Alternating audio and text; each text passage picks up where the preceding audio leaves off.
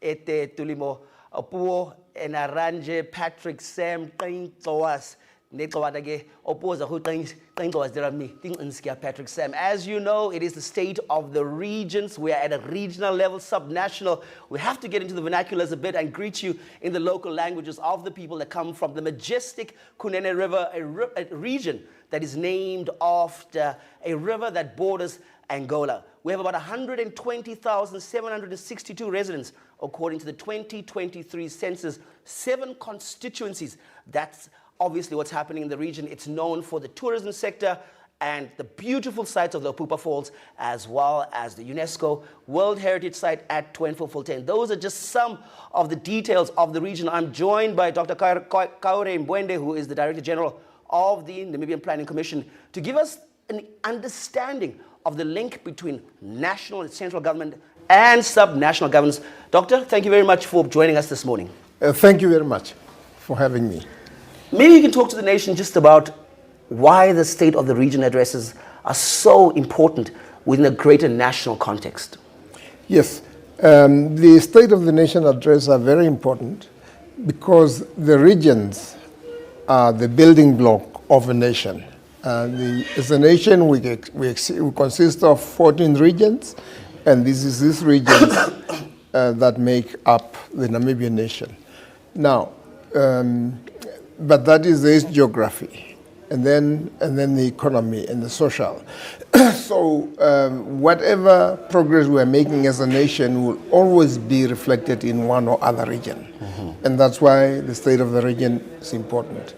And also in terms of our planning, we make sure that the views from the regions are taken into account and put into the National Development Plan. And subsequently, we will also come to monitor what has happened in terms of the plans and the targets we set for ourselves. Obviously, coming from the National Planning Commission, the understanding that government has 3 tiers. You know, you have central government, you have regional councils, as well as local authorities. Why is power spread like that in government? What is the idea behind decentralization, essentially, from a central government's perspective? Well, the idea that the government has got the 3 tiers is really to enhance efficiencies, to bring the government close to the people. If you are in a particular municipal area, you have your municipal councillors that you can communicate with, that lives with you, that have an understanding of the local dynamics. And so when you go to the regional level, it's the same, and so the national. So you cannot run everything from Windhoek. And even in Windhoek, you cannot run, everything from Independence Avenue or wherever, the capital. But you have to go down to the various constituencies, even within Windhoek itself. Kommersdal, Katutura, Central, Katutura, East, and so forth. And that is really to make governance more effective. Is it a misunderstanding of government when we say that decentralization is important for bringing services closer to the people, essentially, and then when service delivery doesn't happen at instances, we sometimes just hold central government accountable? How do we ensure that the citizens of this country are able to appropriately say, this is at a regional level and they should be accountable, this is at a central government level and they should be accountable, this is at a local authority level? How do we distinguish accountability as citizens in the country? Yes, I think let's start with, I will start with capacity. We have experience that sometimes you have lack of capacity, especially at the local levels. When you go to the remote areas, you have a village council, you have a town council, and you find challenges there. But in terms of accountability, every level has got its own responsibilities. And therefore, you will account for what you are responsible for and not what you are responsible for. Obviously, central government will always be held accountable when you come to financing, because the money is generated through revenues which are collected by central government and then obviously distributed between the different levels. So from that point of view, yes. But in terms of delivery of services, especially when resources are available, that the local and the regional should be responsible. And we have had that. We have had projects that are not implemented for which resources are available, and that is the challenge. Therefore, accountability will lie with the appropriate level of government. Now that we've looked at, obviously, government in its various tiers, the Office of the Governor plays a particularly interesting role as it's an extension from the Office of the President, almost like, the local president within the region. Talk to us about the significant role of the Office of the Governor, particularly in what we can expect from the SORA this morning. Yes, no, the Office of the Governor is very important, but as you said, is a representative of the President. There have been debates in the past that governors were not elected and the previous governors were elected, but then they were essentially councillors. And one of the councillors then was a governor, which is a different construct altogether. Now, what we have is a governor who's appointed by the president, and as a representative of the president, you are responsible for the whole region, as well as for literally all the sectors of the economy. And obviously you don't act alone, you act in cooperation with the local regional councillors and to a certain extent sometimes also local authorities. But it's a very important office with extension of powers literally from the high office. The biggest challenge when it comes to development issues that Namibia has been criticized for a lot of the times, it says, and now you recently launched the NTP6, well done to the National Planning Commission, is that we have great policies, well written, but when it comes to execution, when it comes to impact that they should have, we are limited given the fact that inequality, poverty, unemployment are so high. So what is the relationship for us to understand between, for instance, the National Planning Commission, Office of the Governor, and regional councils? Is fragmentation still a problem? And is that part of the challenge of providing services at a more efficient and cost-effective way? Well, I wouldn't talk about fragmentation because there are clearly defined roles for each of the levels. But first, in terms of planning, the plans actually are cascaded down to the local and regional level. But the idea in terms of what needs to happen is discussed at the local level through consultative processes. And I think there are two things. The one is a broad policy, and then the other one becomes a strategy to implement that policy. And obviously the means for implementation, which is the resources. And there's always a dynamics between these three. But I think that we have not really, the quality of delivering services has not been commensurate with the available resources. I think we have had cases of projects that were not implemented, not because they lack resources, but because there are a lot of other dynamics which are not necessarily attributed to lack of resources or to lack of clarity of the policy. And that's why the current NDP6 has 2 volumes. The one volume is focusing on policy, that is where we want to get as a nation. And as you know, we have defined the long-term vision, which is 2030. And this 2030 has been implemented through periodic medium-term plans, which is the NDP 1, 3, and until 6. Now, that is the one aspect. The other aspect is the implementation, monitoring, and evaluation. And there is no point to have policies that cannot be implemented.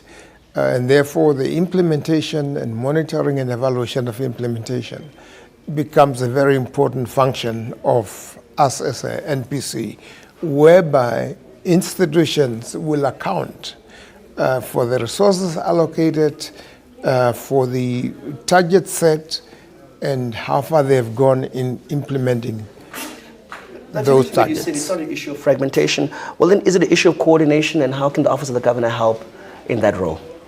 Yes, it is indeed an issue of coordination, where sometimes you know, and that's why we have been emphasizing whole of government approach, so that the left hand knows exactly what the right hand is doing. And I think we have had cases of fragmentation, if you want. There are resources available. There are similar projects, because social life has got, you know, you can't isolate various aspects of the social life. And therefore you see health doing something that is similar to what education is doing. And therefore it become a wastage of resources. But with this approach now that we've taken, where we clearly set clear targets and we monitor the implementation of that, is one way of avoiding duplications. But interestingly, when it comes to the monitoring and evaluation aspect, because for instance, there's an accountability framework under the Ministry of Finance that every ministry has to report back on. How does the NPC use that data to see, you know what, we've met this, we've completed this project 70%? Because I think part of the challenge is the impact assessment.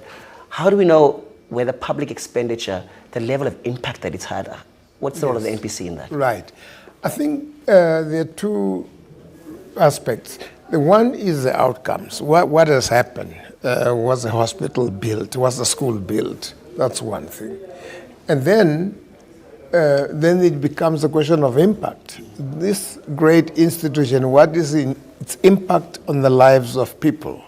And that is also part of that accountability framework, where you also look not only whether the project has been carried out, but then after it has been carried out, what was the impact of that project on the life of the people? Let's look at the NDP6, some interesting new key priority areas under the 8th administration. How do regional councils and local authorities, how do they translate that to make it closer to the people and meaningful to their residents? I think all the ambitions articulated in NDP6, they are implementable at different levels. Some will be implemented at the national level, the regional level, as well as the local level.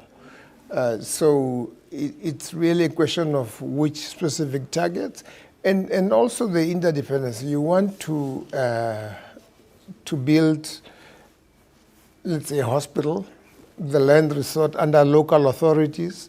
So the local authority has to work with the national authority to ensure there is a land available for the hospital or for the school. And so there is always that dynamic relationship between the different tiers of government. Very interesting also, in particular the Zambezi region and Kavango East was speaking about the role of traditional authorities when it comes to agricultural production, because a lot of the land is administered under the traditional authority.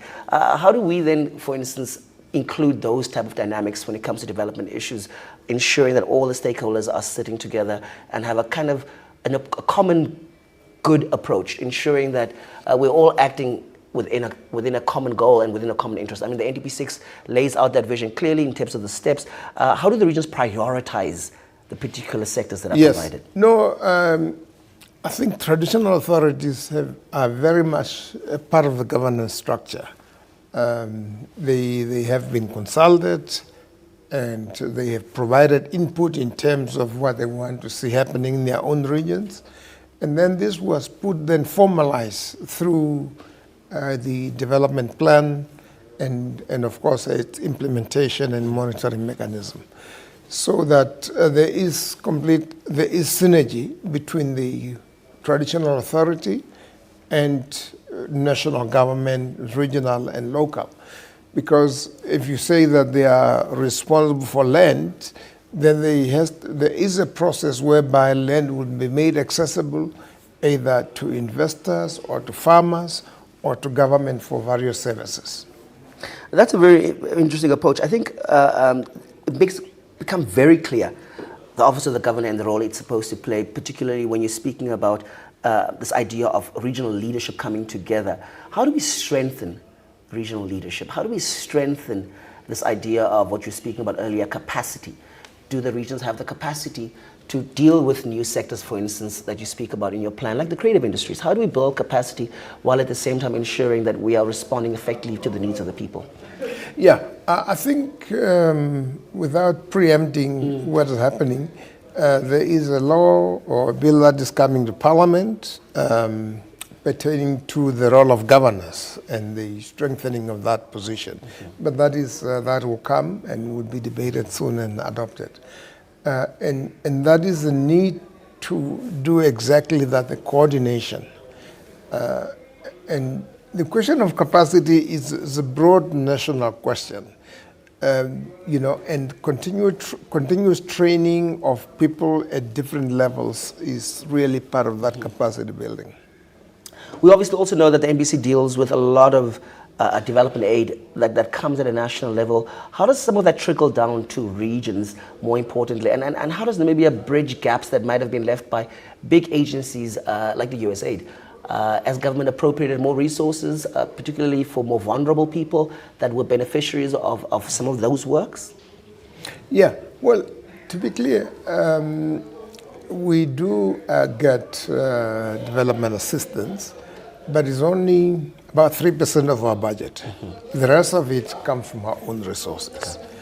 And also the resources that come through government trickle down to the local community. An example, next week, or actually this week, we are going to have a groundbreaking ceremony at the Tunda for construction of a feedlot. So obviously the agreement is signed between NPC and the development partners and the central government, but it trickles down because at the end of the day, development doesn't take place in a vacuum. It has to take place in a particular locality. And this locality is part of the local authority, is part of the regional authority, and so forth. And therefore, whatever we do and whatever assistance is made available to Namibia as a country, it trickles down to local and regional levels. And in fact, a lot of the foreign assistance actually is earmarked at local levels, and the impact is more felt at the local levels.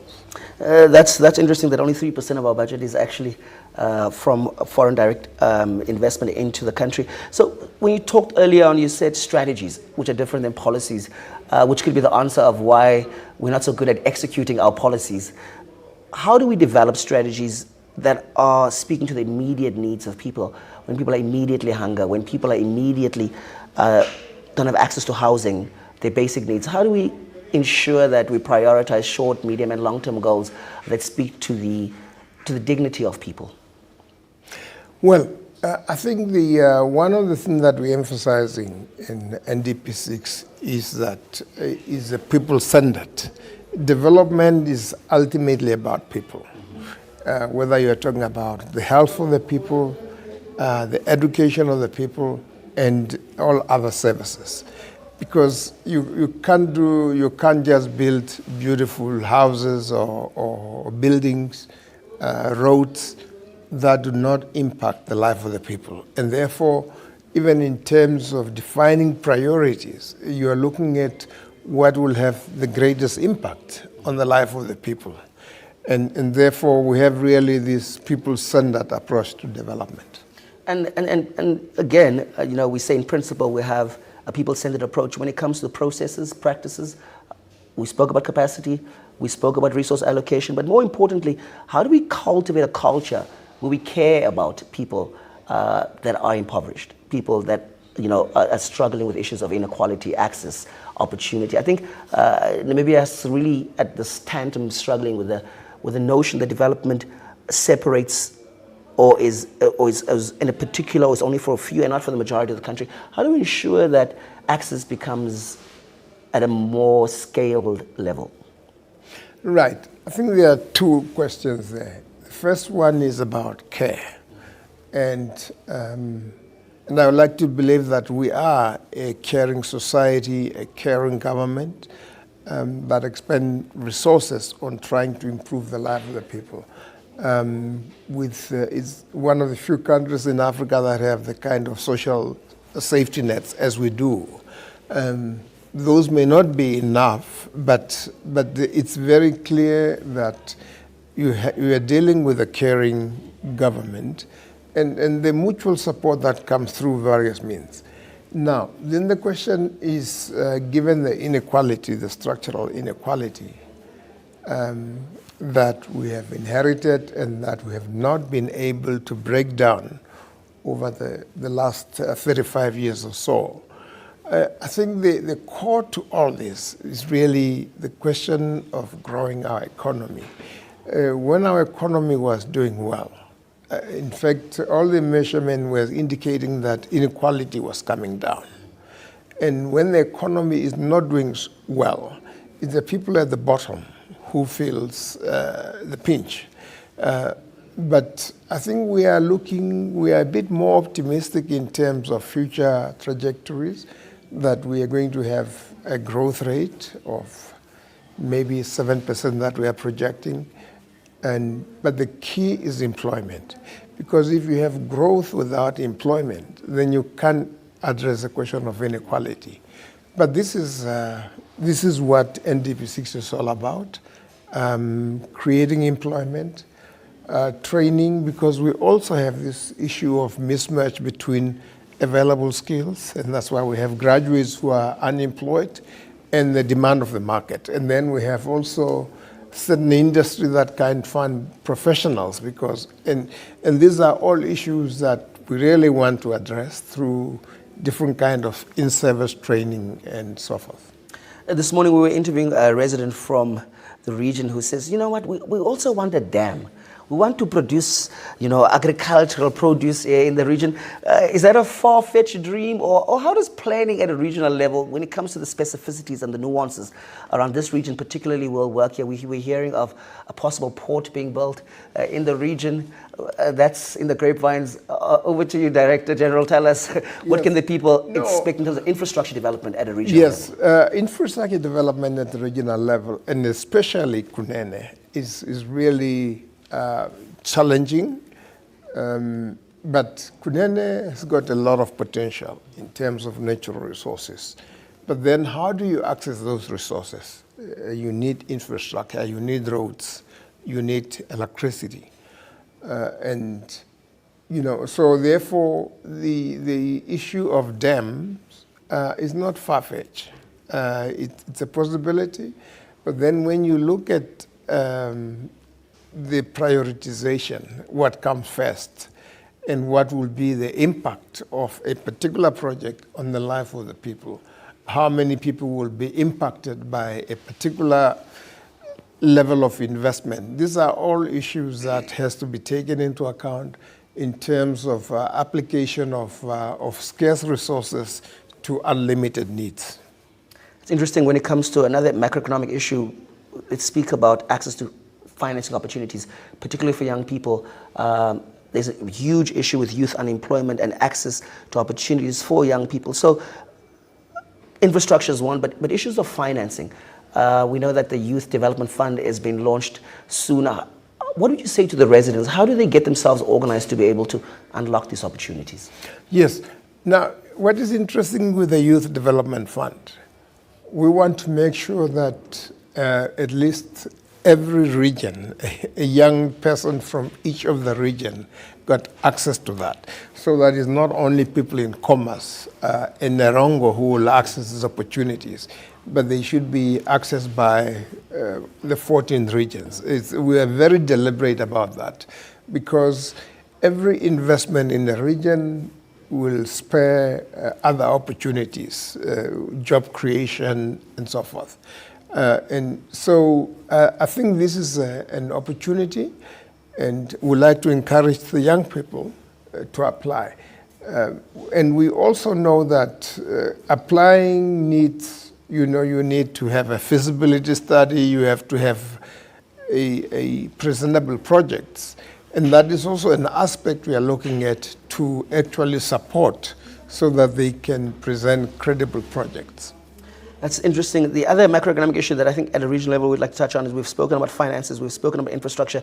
The other one is in terms of skills development. I think you alluded to it earlier on that there might be a massive mismatch between the industries we want to develop and the skills that we will need. And we all know that if you don't have the skills, your operational expenditure becomes a lot more and reduces your profit margins. So given that, how do we ensure that young people that might have lost hope or that are seemingly discouraged learn to participate in this dispensation, to access these opportunities? What would be your words of encouragement to young people to say, you know what, get yourself organized?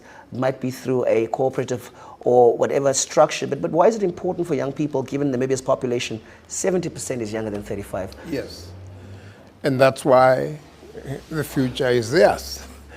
You know, to start with, this Youth Development Fund is just one of those investments in young people.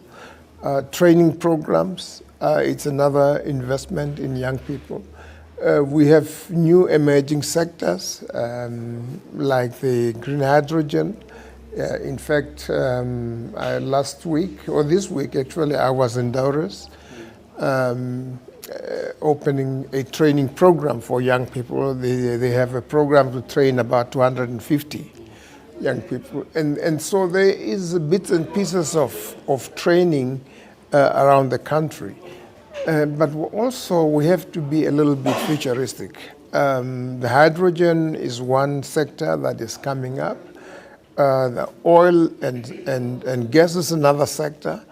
And we have to send a lot of young people to be trained in these new sectors, in addition to your traditional sectors of agriculture and scaling up, you know, agricultural production so that it's not just your traditional.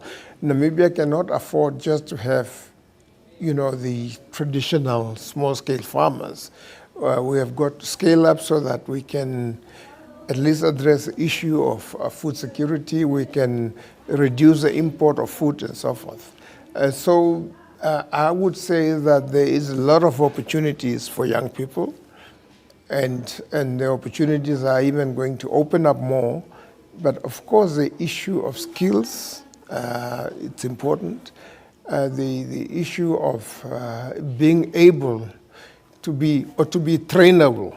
You know, these are all dynamics. If you didn't go to school, but if you didn't go to school also, there are others through the vocational training that can impact skills on the young people. So there's a whole host of things that can happen. And I believe that, you know, the economy is on the upswing. Reason being, we have had a global recession. We have had decline of commodity prices where we fetch less money for our exports. Now it's the other way around. We're going to fetch more money for uranium and our exports.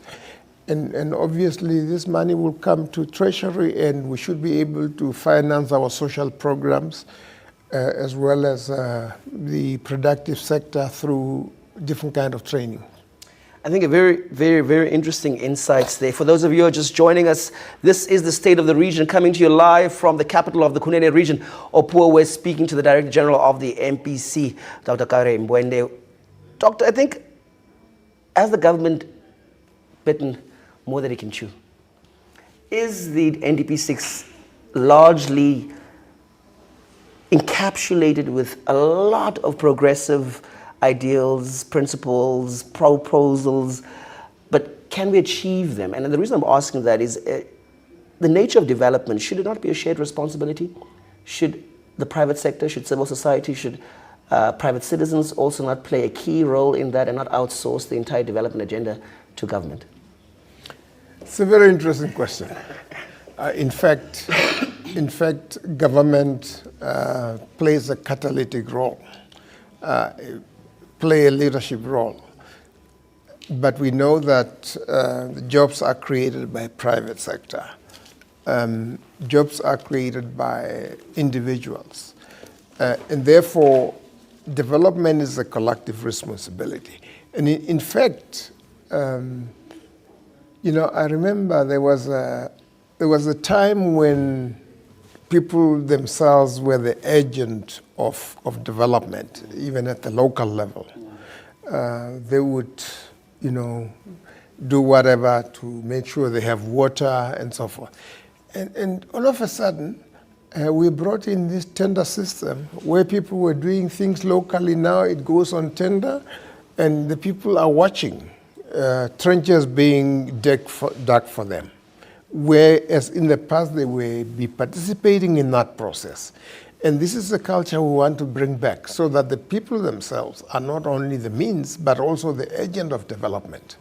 And I think that culture is slowly coming back. I remember a gentleman saying in Ohangwena region once, when they were asked, why are they not helping the schools build the toilets? They said, we didn't know.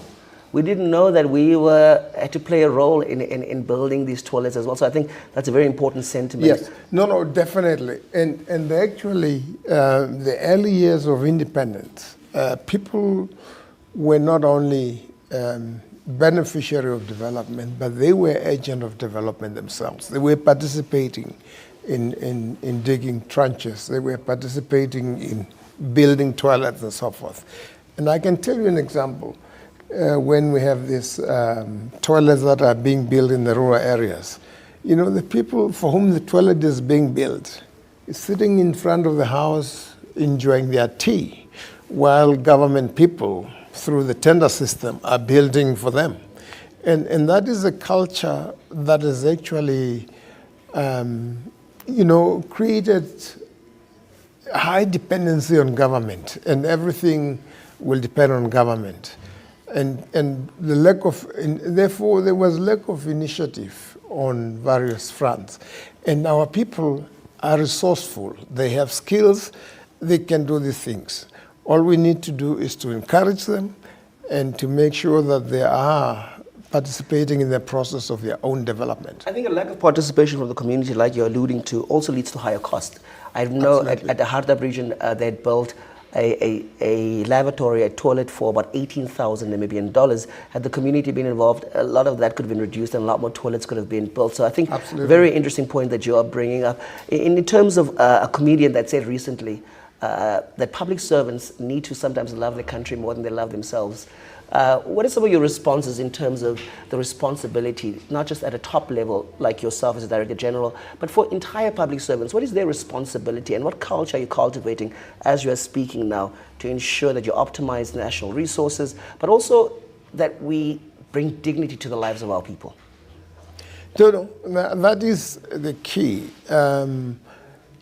Public servants and politicians are servants of the people and not masters.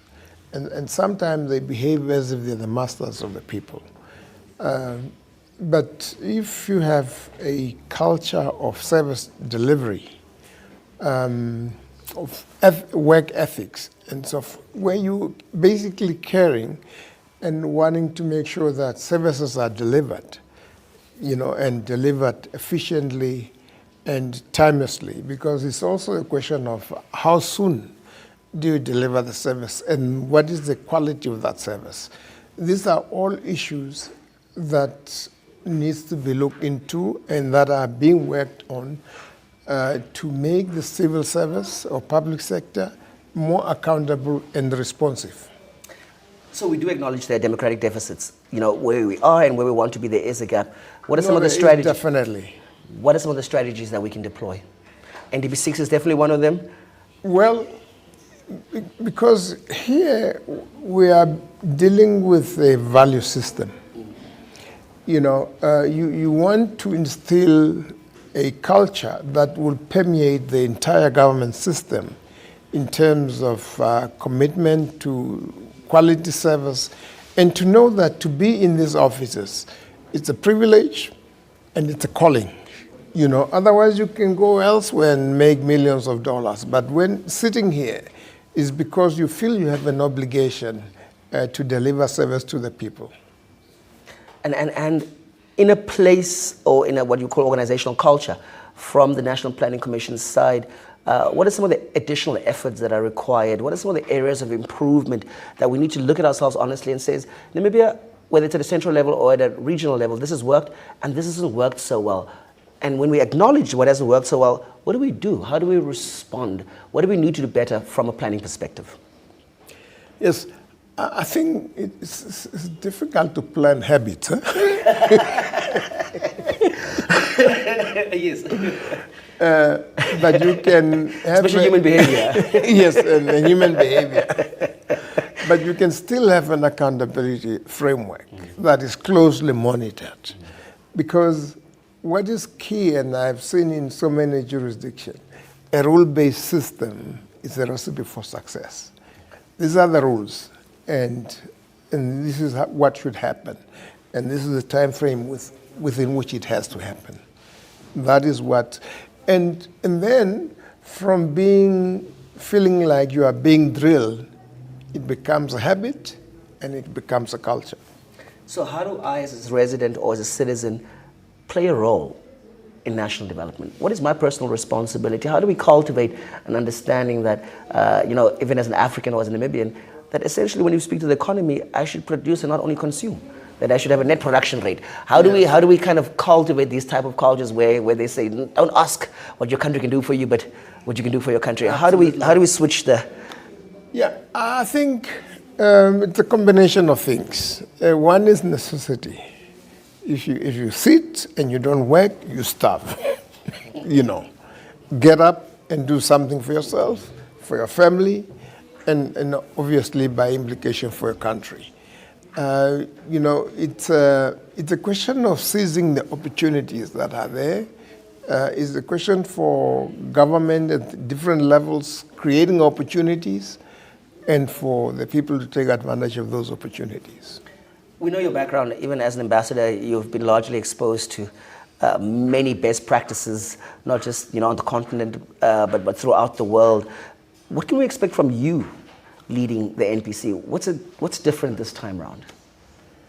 Well, was it business as usual? The president is saying it's business unusual. No, the president says business unusual, and therefore we're listening carefully to that business unusual. We are seeing the president in action in terms of demanding accountability from all of us. But also, you come with certain experience into the office. You come with passion and commitment. And that is really, and that passion and commitment should permeate through the whole institutions. And you should create a new institutional culture so that we are known for excellence. Dr. Final words to the residents of the Kunene region, as well as a little bit of maybe of an elder's insight for the governor, who's obviously a young, passionate man for the region. What are some of your words of advice? No, my word of advice is that Kunene is indeed a tough region. It requires tough people, tough leadership, and the people are resilient. That's why they have been able to go through what they have done. But it's also to say that the government is there to provide services, and we are committed to equitable regional development. And therefore, the regions that are relatively backward, like Kunene, they will enjoy special attention to make sure that we also get the process of transformation that you have seen in other parts of the country. And that's why I'm in Kunene. Dr. Mbwede, thank you very much for this interview this morning. I think we've got a deeper insight into the alignment between central government and what you're speaking about, the equitable distribution at a regional level, particularly because regional councils and local authorities bring services closer to the people. We look forward to what's going to happen with NDP6 as well. Thank you. And we will be available to report back every 3 months in terms of what has happened with its implementation. Well, Namibia, there you heard it from the man himself, the Director General of the NPC. That's the National Planning Commission, who's really in charge of making sure that we have an integrated approach to development. And they are going to be tracking the implementation, but also they'll be monitoring the impact of this every quarter. There's a new sheriff in town, as they say. It's business unusual. We are coming to you live from Puo, that is the capital of the Kunene region. And next up, we'll take a short break. We're still getting ready for the SORA that will be given by the governor this morning. We'll be speaking to the Puo Town Council. We've told you that government is at a central level, at a regional council level, but also at a local authority level. And that is to ensure that services are closer to the people. But for those of you who missed out this morning's sights and sounds on GMN, guess what? We have it playing again. Let's take a look. So for those of you who have never been to a Puo, you can get a feel of what happens in the town. We'll be back with the interview after that.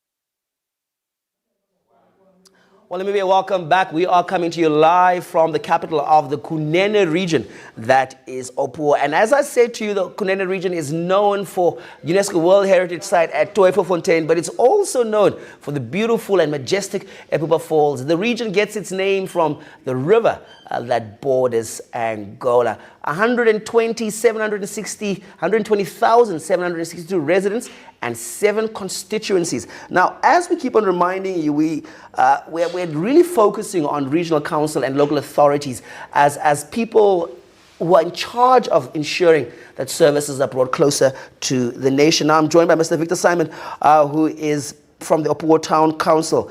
Good morning, sir, and welcome to our special broadcast. Thank you. Good morning. The nation is listening. They're wondering, wow, Puo Town Council, what's unique about this town? Yeah, just as we speak, I am Victorino Simon, a local authority councillor for this beautiful town of Puo. I call it beautiful. It has different dynamics. The beauty in it starts from culture, the diverse flora and fauna that we have, and as well it being the tourism hub of Kunene. Okay, and in that, it being a tourism hub, what are some of the challenges that people go through? You know, they always say water can quench you, but it can also drown you. Yes. You know, so as much as it is beautiful, we also know that there's realities in terms of the challenges when it comes to development, particularly. So, what are those challenges that people in the town of Puo face? Let me say, I would like to. It would always be best if I would have to speak about Puo, but deriving it from, you can't have Puo without the region connected. Mm-hmm. So, in particular, the greatest challenge that our people face, the first one is with regard to transportation, roads. You know, as we speak, they only call a road, a third road that connects us, mm-hmm. is the one that connects us from Omakange, and then only ends in Puo. So that's the end of it. So mm-hmm. from here, should you have to go to Epupa Falls, where it is now our greatest hub of tourism, it's 180 kilometers and it's on a gravel road. So the next from then here is Fontaine is on the gravel road. And Tanga as well is on the range of 120 kilometers, is on gravel road that is not really that much properly maintained. But we are grateful that at least we can access them. But yet, with regard to economy, contribution, it has an effect to that. Okay. Sure. Those are the challenges, particularly road challenges. I think that's been spoken about throughout the morning. Where are the opportunities? Particularly for young people, they might be at home unemployed. What are some of the things that they can get themselves into, keep themselves busy with? But more importantly, how can they create a sustainable livelihood in this town? Where are the opportunities in Puo? Particularly, one of the biggest thing that I have looked at it's an opportunity which is within the future, starting from now on. And I read the newspaper where the president says it's business unusual, and then I read where it says Honorable Netumbo Nandi Ndaitwa is for Kunene Dam. So for me, that was the greatest opportunity because one thing, we are challenged with water, and then with this dam contributing to the quality of our water in town, contributing to agriculture, obviously that will impact into, into town agriculture, obviously urban agriculture, obviously with gardening and so forth, that will assist. So that is, for me, is an opportunity. And then another one again, I have observed the company that is busy working on the road from here to Okangwati. That is an opportunity as well. So, and then recently also the NAM Center is yet about to be open, to be inaugurated, is completed now. So that is an opportunity, especially to young people, that at least on this side they have employment, on the other side they have a study opportunity. So for me, those are all opportunities in Opua. You know, we've been speaking a lot about central government and its relationship to regional councils and local authorities. As a local authority councillor, can you speak not just to the people of Opua, but I think to the country on the significance of regional councils and how they bring, or the intended role to bring services close to people? Why are local authorities and regional councils, from your perspective, important? Yeah, for me, local authority, they are very much important because when we speak about local authority, we are speaking of grassroots. This is where the people are. You know, and for you to speak to people, for you to touch people, is when you bring every available resources to ensure that these people enjoy the benefits. So now, I always feel that the significance of local authority, should they have all the resources that they need, they can easily speak to the community and also afford to support the objectives and strategies of national government. So for me, I always feel it is best that we ensure that we capacitate regional councils and local authorities. Okay. So. That's interesting in terms of the capacity. What role do they play on a day-to-day basis, would I say, in ensuring, particularly addressing the plight of young people? You as councillors, what strategies, what policies are being crafted to address the status of young people, particularly because they're the most affected by issues of unemployment, and it happens that 70% of Namibia is younger than 35. So how does the local authority play a role in addressing the plight of young people? One thing that, me as being part of the local authority, the first things first that we look at, we ensure that with the budget, it should touch to contribute to employment.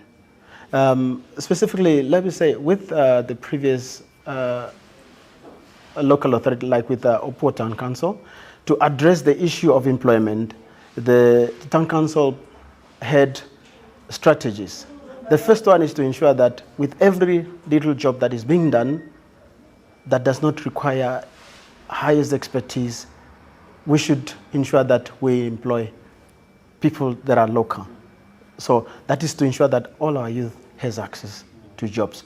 And then on top of that is to ensure that we engage our business people for them to grow and ensure that at least they also assist government ensuring that they provide jobs. So we have day-to-day engagement with our business people, that in this we do it through our trade fairs, our trade fair that we hold every year. That is how we engage our business people to make sure that they filter our young people. As a local authority councillor, what are your expectations of the SORA this morning? My greatest expectation is to really see that our local authority, our local authorities, our regional councils have addressed what they have presented the previous year as pertaining to their strategies and their plans. So I'm expecting to see that regional councils, they have addressed, especially with regard to low passing rates. How did they impact the Ministry of Education to ensure that Kunene this year does not rank number 14? Okay. What have they achieved by then? And then also with regard to the issue of water, how did the regional council address the issue of the lack of access to water in the region? And then on top of that, there is also an issue with our bordering, our borders. How did the Ministry of Safety and Security to ensure that they have maintained the infiltration of people from other countries, how they have access? Because this was a challenge that was presented previously. I would want to expect and see how have they impacted and changed that. Is that a question that comes from a position of saying, as local authority, we are aligned to regional council, that obviously is taking care of national interests as well, but do you see a key particular role for the Office of the Governor in ensuring greater coordination between local authority, regional council, central government? What is your understanding or perspective on what the role should be and the responsibility should be of the Office of the Governor, particularly when it comes to addressing some of these issues that you have spoken about? The greatest role in to ensure that what I see is that the regional council with the governor's office it should be an agent that connects us with regional council and national. So, and we have enjoyed that relationship previously, because for now we speak greatly of green hydrogen issues, we speak of uranium, we speak of the strategies on how we better our education in the region. We were able to all access this information, and that was through the link of the governor's office, ensuring that we have that connection. So I expect that it is going to equally be the same for the betterment of our towns. I mean, before we interviewed you, we had the privilege of speaking to the Director General of the NPC that spoke about the recently launched NDP6. Is that a significant document for local authorities, and how do you ensure the alignment at a local authority level, where you said it's a grassroots, it's where the people are? How do we ensure NDP6 comes to the grassroots, that touches the people's lives on the ground? That is not really that much of a question to say, how do I expect the NDP6? It is how much do I ensure I contribute towards it? Because for the crafting of the NDP6 to exist, that required my contribution as a member of the local authority to ensure that the NDP6 speaks to my people. So now it is expected of me to ensure that I bring my contribution towards it, to ensure that we achieve all that is aligned within that. But from the perspective that Namibia, you know, we have great policies, we have great strategies that are drafted. A lot of people say, you know, we've written it well, but we don't execute it well. How do we ensure that it gets executed well or better this time around? Honorable Netumbo Nandi-Ndaitwah outlined, she said, it's business unusual. Okay. So that is equally expected of me, to ensure that I remain on the side that says it's business unusual. But business unusual should surely mean a shared responsibility. Very much. So that's that. Then the question trickles down to what becomes unusual for a town like Opuo. What are you doing that you haven't done before? There's quite a number of things that we could say we have not done. Let me say, but sometimes we strategize, we put up strategies on what we wish to implement, but then lack on ensuring that we implement and we achieve it. So initially, this comes within the alignment of the political power and then the administrative power. So for us, we have to strike a balance to ensure that from now on, we speak the same language as political and administrators. That's an interesting juxtaposition that you're proposing there between technocrats and politicians. We've heard earlier on throughout our SORA coverage that sometimes a lot of leadership end up being more committed to the party than to the people that elected them. So what is your message, I think, to leadership, in terms of prioritizing the people in the interest of their parties? That's an interesting one, because we are approaching November, and it might be interpreted otherwise, but I would say it is now for all of us that has an interest to say we want to lead people, to put our interest before our colors, to say, yes, I want to be there, but the first thing I put first must be the interest of the people that I intend to go and serve. So That is the only thing. And it comes as a question, but it has been the reality. So us as voters should be more aware of people in saying, I want to run for regional council, local authority elections, and ask the question of, are they putting people first and then party, or how should we assess it? What's your tip for those of us who are going to the polls? You know, not really. You must ensure that you want to go and serve and be a servant of the people. And then the people must afford to judge, to say whether does this person really has the caliber, does this person has the qualities to really serve and address what he's promising us. So it is a dual issue that the people should afford to question, and then for them to really allow the person that has the qualities to serve them. So there is a responsibility on the people in assessing who they're voting for. Who will they vote?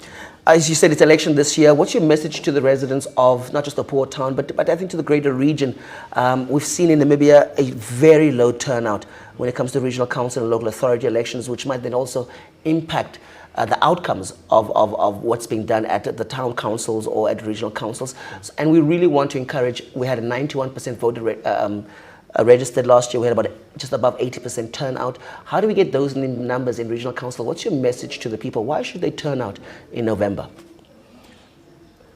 The greatest thing is, having not voted, you have voted. And then also having not voted, you have allowed another person that you know has no capacity to decide on your behalf to decide on your behalf. So let's ensure that we are registered to vote, and then make sure that our voice is heard. And how do Namibians, because I mean they've shown that they can turn out in huge numbers and wait many hours in order to vote, so they understand the significance of the vote, but how do they serve the same energy when it comes to regional council and local authority? What should we know as citizens that we might not know? That's a tricky one. From your assessment? Yes, that's a tricky one. But all I expect is to ensure that we really speak towards our policies. When we say we want to ensure that our people vote, we are supposed to ensure that we make the environment conducive for them to come and vote. So I expect that we are going to hold it different. We are going to ensure that our people enjoy, but not stress through the votes. And then also, just to encourage our people to ensure that it doesn't come easy. When you want to be heard, you have to strive it through and make sure that you are heard. So we have to strike a balance whether we would really want to give away our voices because of stress, but I expect that the ECN and the government is going to do it differently. Okay. From now on. What are your expectations from the office of the governor? Obviously, he was appointed. In terms of development, what's your message from not just you as a councillor, but from the Port Town Council to the office of the governor?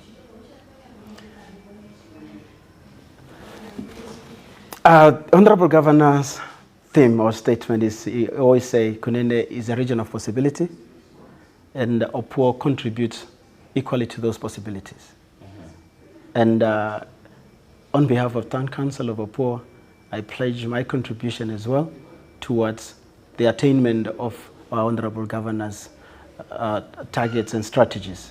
So all to the Honorable Governor is just for him to ensure that he keeps that bond with the Opuo Town Council and equally all the local authorities in Opuo. In your experience, is that a challenge?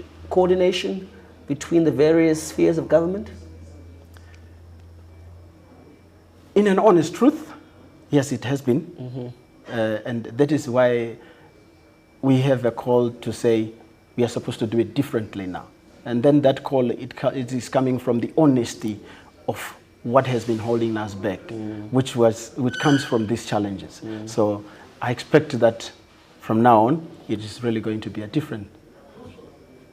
What's your message to those people that are willing and wanting to or aspiring to become councillors at a local authority level as well? What's your message out of experience to them? My message is you have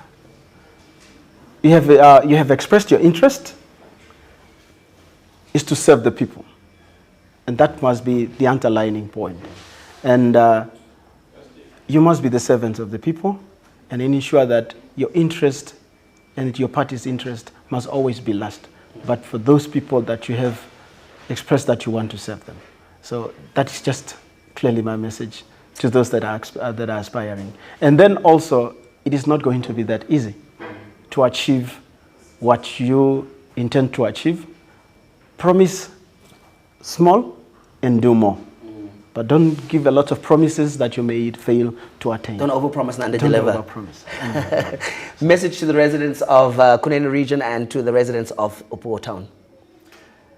The message to my people of Kunene, let's pledge our contribution towards the development of Kunene. Okay. I think that's generally a message to the people, but maybe to the young people particularly, sometimes, because of a lack of opportunities that we access, and sometimes even when we have opportunities, the way we've utilized them might not have served us. So for those of them that are sitting at home and have kind of lost hope, and are feeling discouraged, what do you say to them? How do we motivate them? And my message doesn't really go to, I do not want to put it really to the young people. And why do I say this? It's because I had the privilege to speak to an elder who had a child that passed with good grades. But because, like I said, honest truth, because of a regional constituency councillor who's holding the position, this elder failed because the councillor is not from their party. For them going to that constituency councillor and present their children to say, we need your support from your office. Interesting. They could not do it. So this child has to suffer because the parent looked at the colors instead of developing the child. So before I speak to the children, I would want to put it to the elders to say, the moment you see that the elections are over, the offices are occupied, those that are in those offices are to serve every person. That's a very interesting take, the role of elders, that they could, propel you, or they could keep you stuck at the position that you are. And then what's such an interesting case that you've brought up. So what should elders do in an instance like that? So, just like I said, they should approach the public offices. They are there for everyone. Despite of who is sitting there, the moment they are sitting there, they are to serve everybody. So they should not look at the colors. So that's what I wanted them to do. That's a very important point. I think it's a very unique point that we haven't heard so far in our broadcast. But I think what we have spoken about is the need for intergenerational dialogues. And it seems like, sometimes we can't speak to elders, or elders can't learn from younger people, or younger people can't learn from elders, and we just, Generation Z, leave us alone, whatever those dynamics might be. How do we cultivate what you're saying right now, intergenerational dialogue, so that an elder who thought that he can't approach a councillor because they're not from the same party could listen to you and say, no, actually, they serve your interest. How do we cultivate those intergenerational dialogues? And this one goes to the aspiring leaders, to say, the moment you want to be a leader, or for you to contribute towards the understanding of these elders, you must understand their dynamics. Not leaving out the culture, not understanding where they come from, and then also you presenting yourself as you want these elders to listen to you and tap something out, but not to show that you are a leader and you want them to listen to you. That's something that I have to take in, and it really speaks about, for instance, the inheritance of knowledge. For instance, not just in terms of what we think of tradition, but culture being how we live currently. So, as young people, how do we also then find the agency and say, we know some things, we might know how to use technology a little bit better, let's teach the elders, but I think how does it become bi-directional in terms of sharing time within learning spaces, within a culturally relevant context? How do we cultivate, again, sitting around a fire and listening to where our ancestors come from and all of these stories that make life a little bit more meaningful. Again, how do we develop those dialogues? You know, is the town hall meetings at a local authority level? It starts back from home, from our places where we come from. There's those that are Christians. The young ones, should they want to contribute, they should get themselves involved into churches, communities, traditional leaderships. You know, sit around them, make them present your values to the elders. That's when they will afford to listen to you.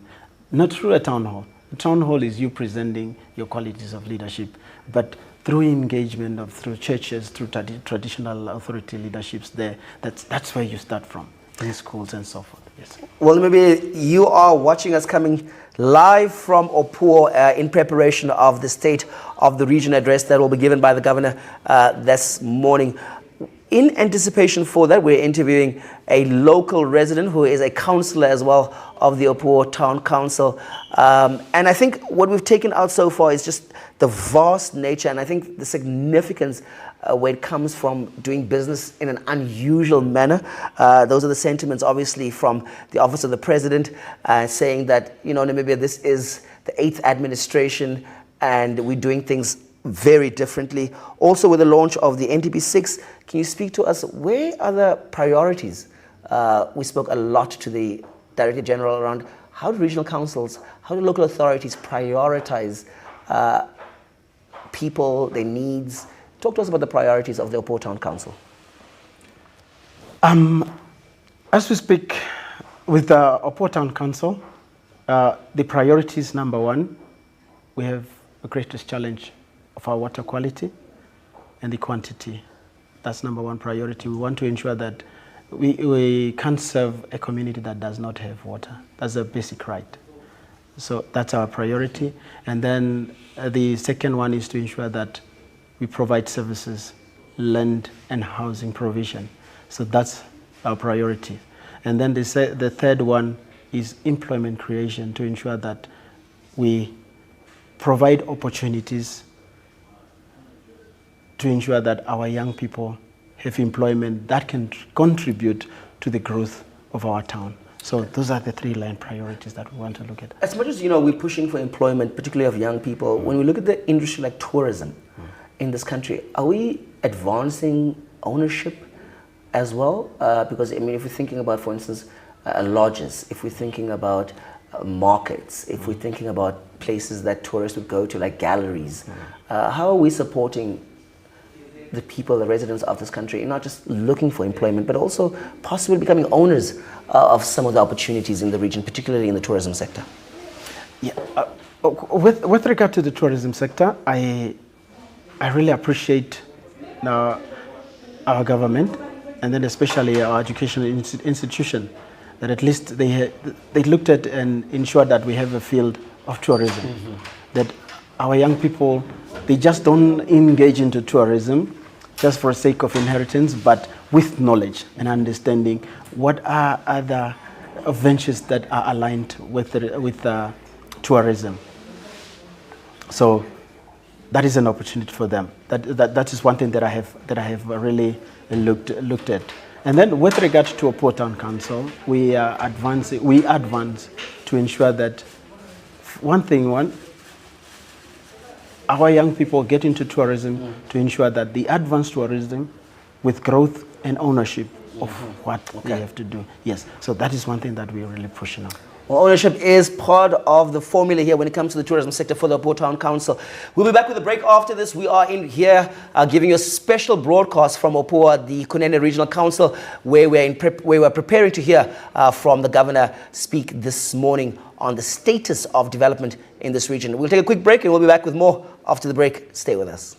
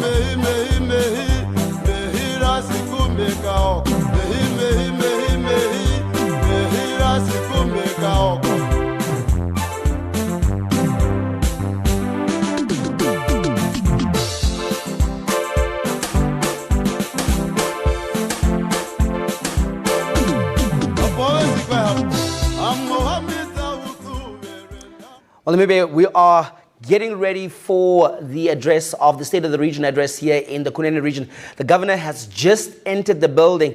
We were speaking to a local Opuo town councillor who was giving us the details of what's actually happening at a regional council, talking to us about the need for critical services and infrastructures, moving from road infrastructure all the way to the need for quality water in the town. Thank you very much, Simon, for just talking to us about the status of development in the region. I think you've covered such a vast areas of development. What are your concluding remarks before we turn over to the address of the governor? My concluding remarks is just merely with regard to regional council and local authorities, is to say, or a plea to government. Like I said, they are the grassroots. For regional council and local authorities to afford to achieve what they want or what they have to achieve for the people, they need resources. So we should ensure that at least we avail resources to regional councils and local authorities for them to achieve. Thank you. How does the Office of the Governor help you in doing that? The Office of the Governor has the greatest contribution to ensure that it connects us to investors. That is number one, because you can't grow a town without investors. So that is one call to say, please, Office of the Governor, should you have access, should you have investors on your table, please ensure that you have local authorities around your table. Expectations from the SORA, what are some of the issues that have to be included, that have to be spoken about, that you anticipate will be included this morning?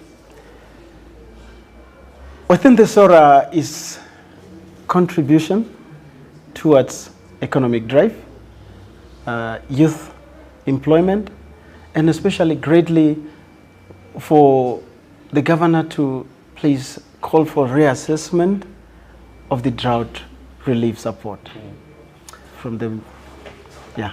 Okay, and maybe in closing, how do we, for instance, as residents of the Kunene region, come and work together with the Opuo Town Council, with the Regional Council, with central government? How do people share the responsibility for ensuring that the communities develop? Through platforms, through different platforms, community engagement, public-private dialogues. That is where regional councils and local authorities present the available opportunities where we can engage with different investors, stakeholders, and community members. So this is where we should use the platforms. Councillor Victor Simon, thank you very much from the Opuo Town Council, giving us a very, I think, nuanced perspective of what's happening here in the country. In the town. Nasha, thank you for having me around. Thank you. Maybe we are ready to cross over to Governor Muharukua, who is standing by to address and give the residents of the Kunene region the status of development. We'll be back with a post-analysis. After that, let's cross over for the speech.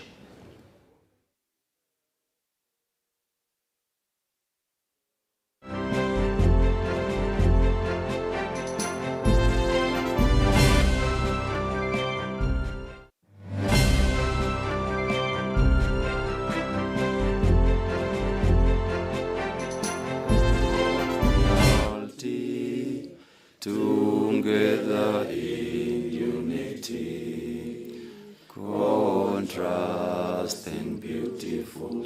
Namibia, Namibia, our country. Beloved land of savannas, hold that the brain of liberty. Namibia, our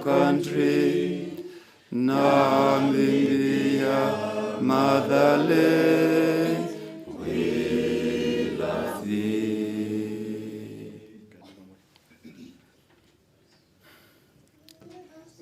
Unite and celebrate together the victories of our liberation.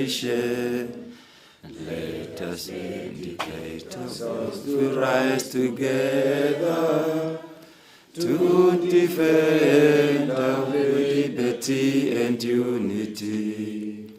O sons and daughters of Africa, fresh of the sun and fresh of the sky, let us make Africa the tree of life. Thank you. I would like, while we are standing, I would like to ask Honorable Kunene just to open for us with prayer, and then we move on. Shall we pray together?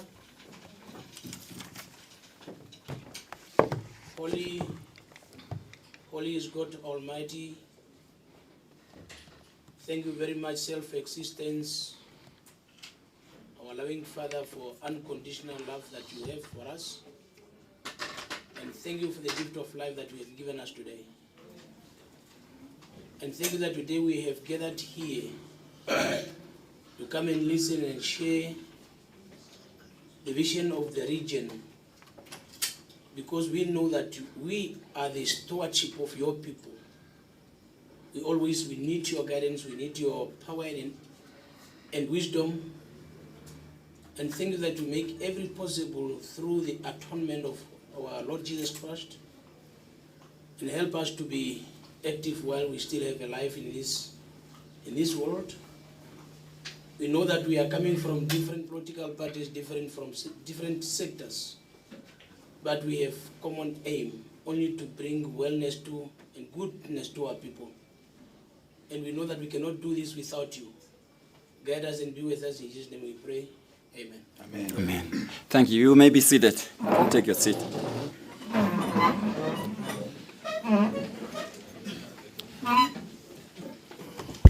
Yeah. Hello.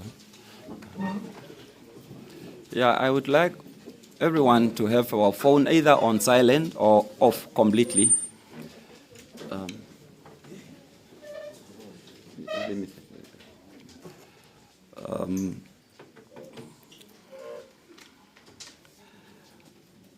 Honorable Governor of the Great Kunene region, Vipuakuje Muharukua, Honorable Regional Councillor from our 7 constituencies, they are the one that's sitting right around the table here, most of them.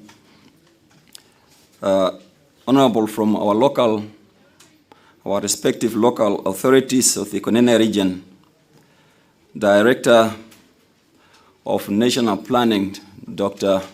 Kaire Mbwende, who is in our midst, Honorable Deputy Minister of Foreign Affairs, the son of this soil, January Matundu, the daughter of the,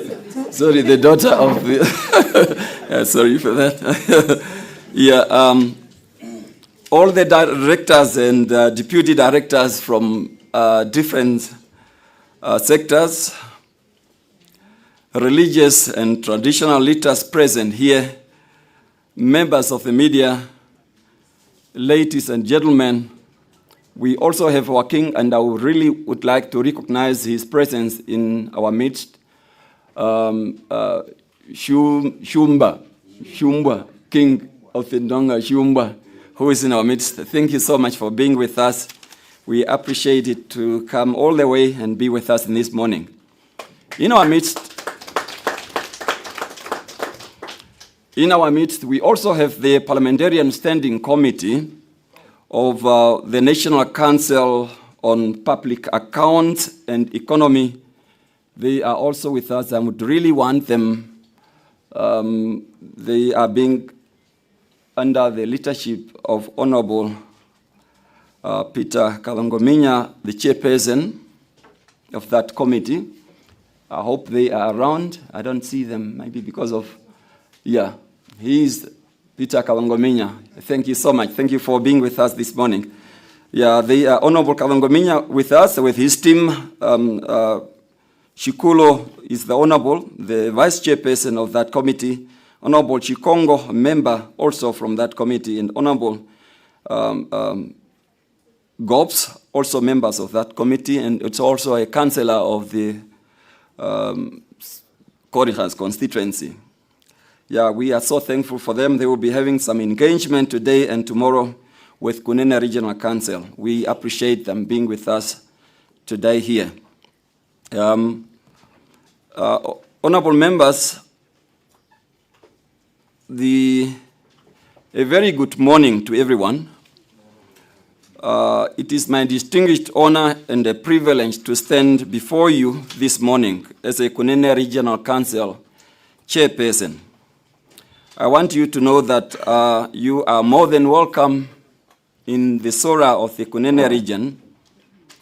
The governor derived the powers from chapter 12 of the Namibian Constitution in Article 110 as amended, especially in that number 5 and the number 6, which strengthens and brought inception to this gathering.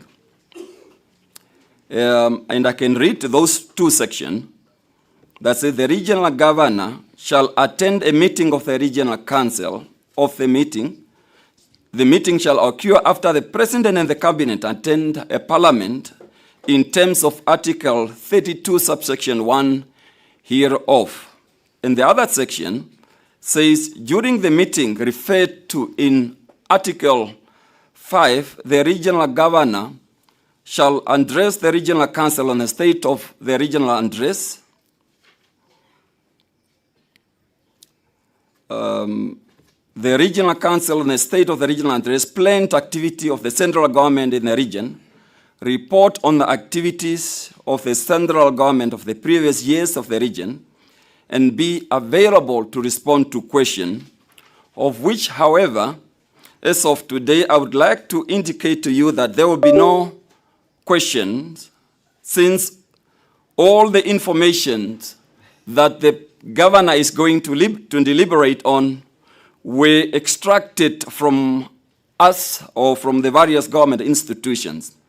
The only thing that could, however, I would also point out to say, the only thing that could hamper the development only if the two offices are not working together.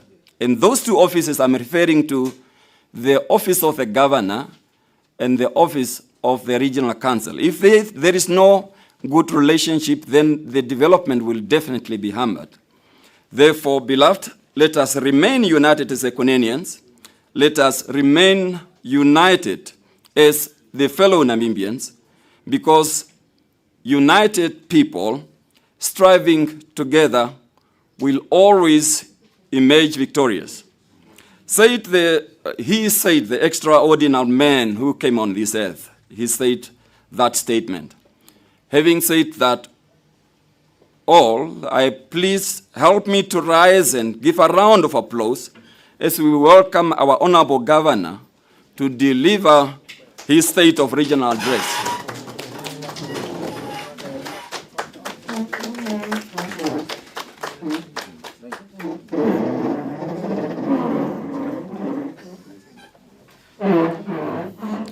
Thank you very much. Let's be seated.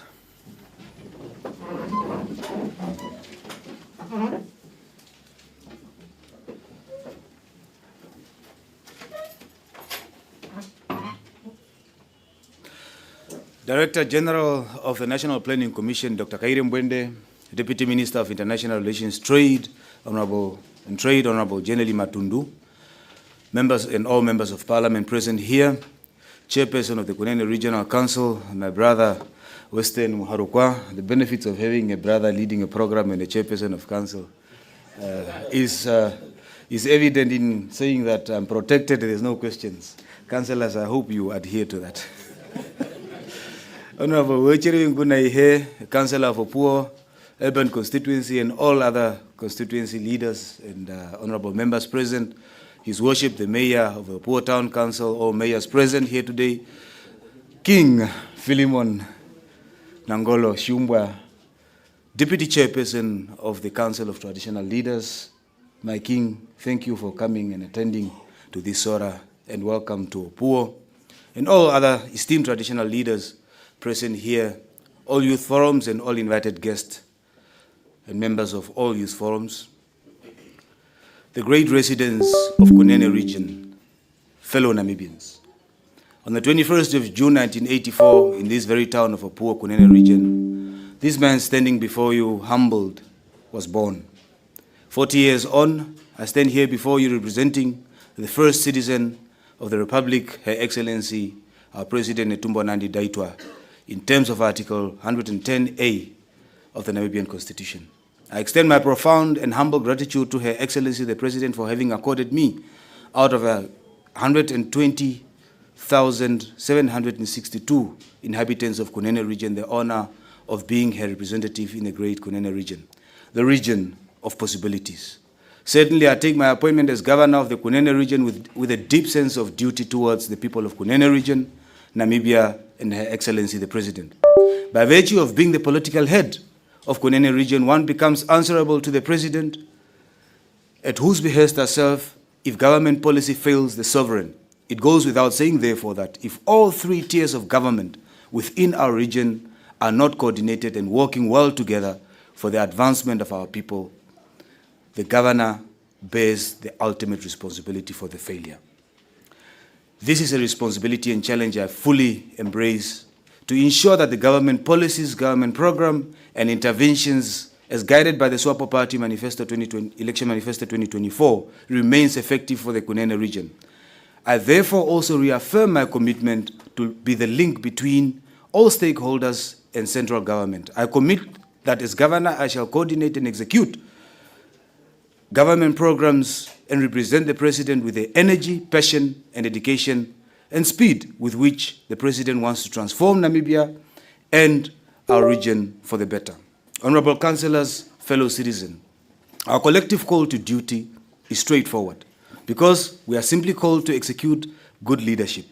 Yet our task is daunting because we are leading a region whose people are impoverished with a monthly income per capita of 2,000 Namibian dollars. We are leading a region where the majority of our people have no disposable income after spending on food items. Our people do not have access to potable water. Our school teachers and learners are bracing through challenges and restrictions within our education system. Our people yearn for better healthcare. Our region is reeling in a lack of infrastructure, especially the roads on our tough regional topography. Our district hospitals are challenged with space and infrastructure. These and many other challenges are what we must embrace as leaders. But I do not for one support the notion that these challenges are insurmountable. We can and we will conquer them. Honorable councillors, fellow citizens, these challenges call for leadership not to necessarily follow existing pathways, but rather to blaze a trail even when there is no path. It is time to turn a new leaf. As our President says, it is not business as usual. With coordinated efforts, we can put an end to the perpetual hardships faced by our people through crafting local solutions to our local problems. My vision as political head of this region is to create wealth. Wealth that will be evident in the region's contribution to the national GDP and that is felt at the dinner tables as we increase our regional income per capita and disposable income. This is what the 8th administration wants for you and I, to become an economically booming region with wealthy, healthy, happy, and progressive inhabitants. In a politically polarized region such as Kunene region, such vision has always been met with pessimism, and the message of the prophets of doomsday has always ignited settled negativities, pessimism, and prejudices. This has always delayed and slowed down well-intended and noble developmental initiatives. These days are gone. I reiterate, these days are gone. not under Her Excellency the President's leadership. A leader takes people where they want to go. Great leaders take people where they don't necessarily want to go, but where they ought to be. I'm therefore confident that, honorable councillors, together as leaders, we will lead even the most pessimistic of them all to gain the strength, courage, confidence, and willpower as we swim up the current against what may seem insurmountable challenges and seemingly unattainable goals towards our human development agenda. Fellow citizens, for the past 4 months, I have traversed our region. Notwithstanding that I have not gotten to all 4 corners of our region, I conclude that numbers don't lie. Our people are suffering.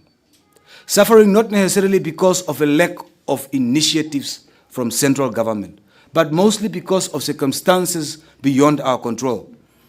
Honorable members, the wealth creation mooted is therefore not a mere political posturing or promising. It is a genuine drive born out of care, love, and a deep sense of duty to push back against adversities as we take our region to the mountaintop. The noble call is therefore made to us all to unite under this umbrella of development.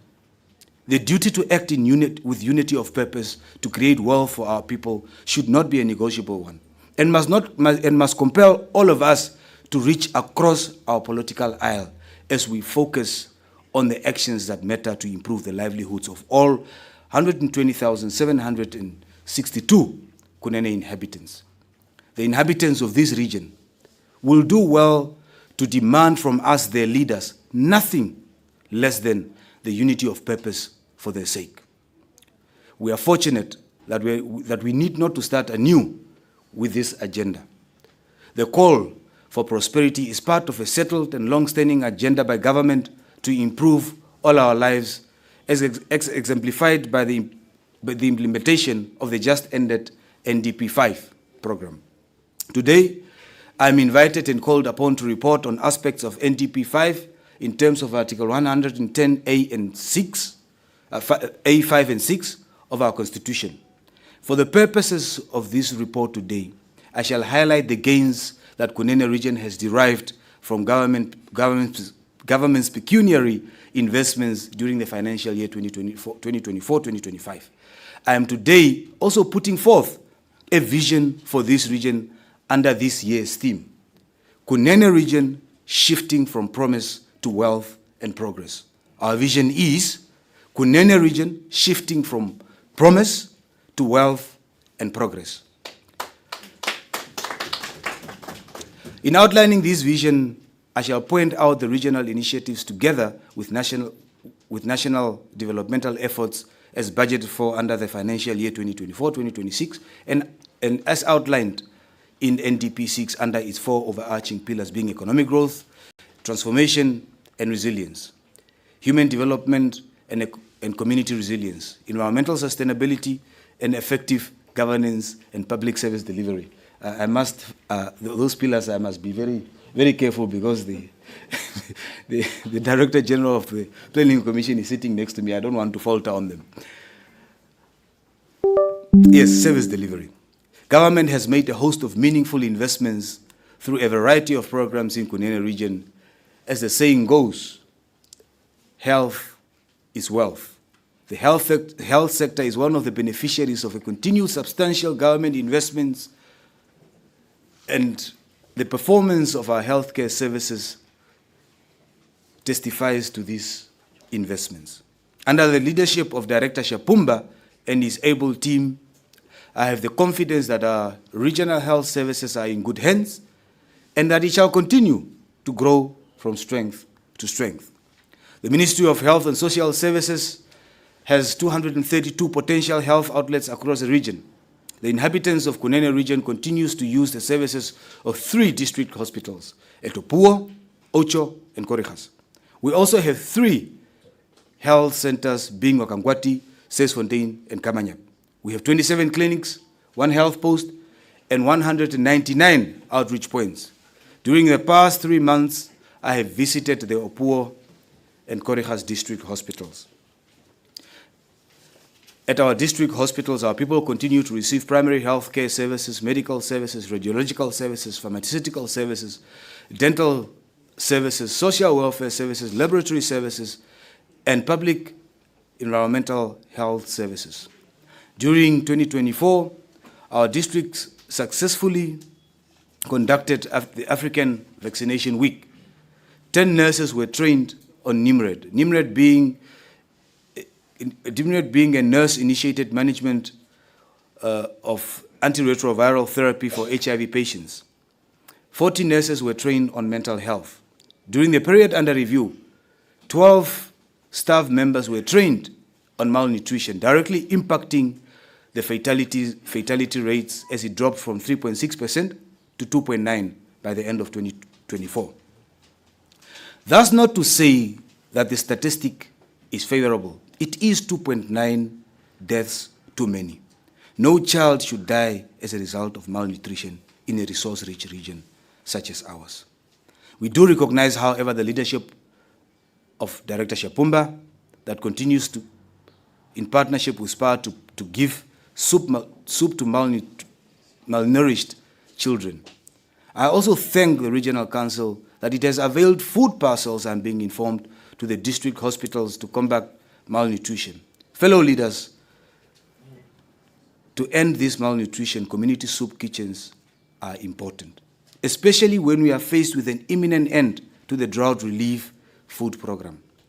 During the period under review, our health surveillance teams have successfully responded and suppressed suspected measles, anthrax, and diarrhea outbreaks. By April 2024, the regional TB notification rate has dropped to 43 cases, a decrease of 25 cases. Malaria and cholera remains a health threat for our region, and these are largely contained during the greater part of the period under review. However, following the flood situation in Epupa constituency during the just-ended raining season, the region has recorded numerous malaria cases, of which no fatalities are recorded. I extend my gratitude to our health professionals for having availed in good time amenities such as clinical, pharmaceutical and mosquito nets, water purification sachets, and other health necessities to arrest and mitigate health risks posed by the flood situation. I must equally report that during the month of June, a total of 9 cases of cholera have been recorded, of which 7 were confirmed from Alpha Village area. Sadly, I am reporting 1 cholera fatality. The other 2 confirmed cases were from Oruchanja location in Opuo. On a positive note, I'm informed by our medical team that the cholera outbreak is under control. All suspected victims are successfully treated, cleared, and released from quarantine. We have had no reports of other cholera cases in the past 20 days. We have had no maternal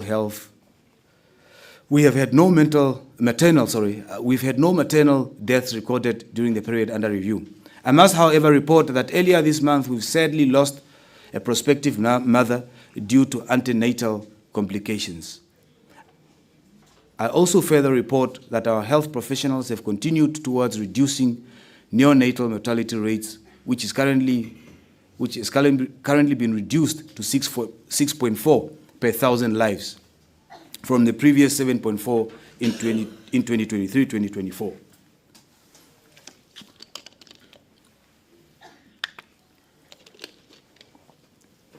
Our health professionals continue to touch lives through regional outreaches during the period under review. 244 orthopedic, 10 mental health, 51 dermatology, and 476 eye patients were helped during these health outreaches. Our health facilities has been recipients of various equipment such as sonar machines and examination beds from UNICEF. I'm reliably informed that these equipment will enhance our patient care services. The Opuo District Hospital has received a new dental chair unit valued at 622,500 Namibian dollars. Furthermore, a new general X-ray machine, the Modest, was procured at the price of $2 million Also for Opuo, during the period under review, the Orotumba Health Post was constructed at a cost of 628,813 Namibian dollars and has been officially inaugurated. The construction of the Opupa Clinic and staff accommodation is at 98% complete at the cost of 9,900,000 Namibian dollars. However, Honorable Kuoko, I am informed that there is a continuous slow progress and poor performance since 2024. Appropriate actions and interventions in this regard will be taken by the Governor's Office.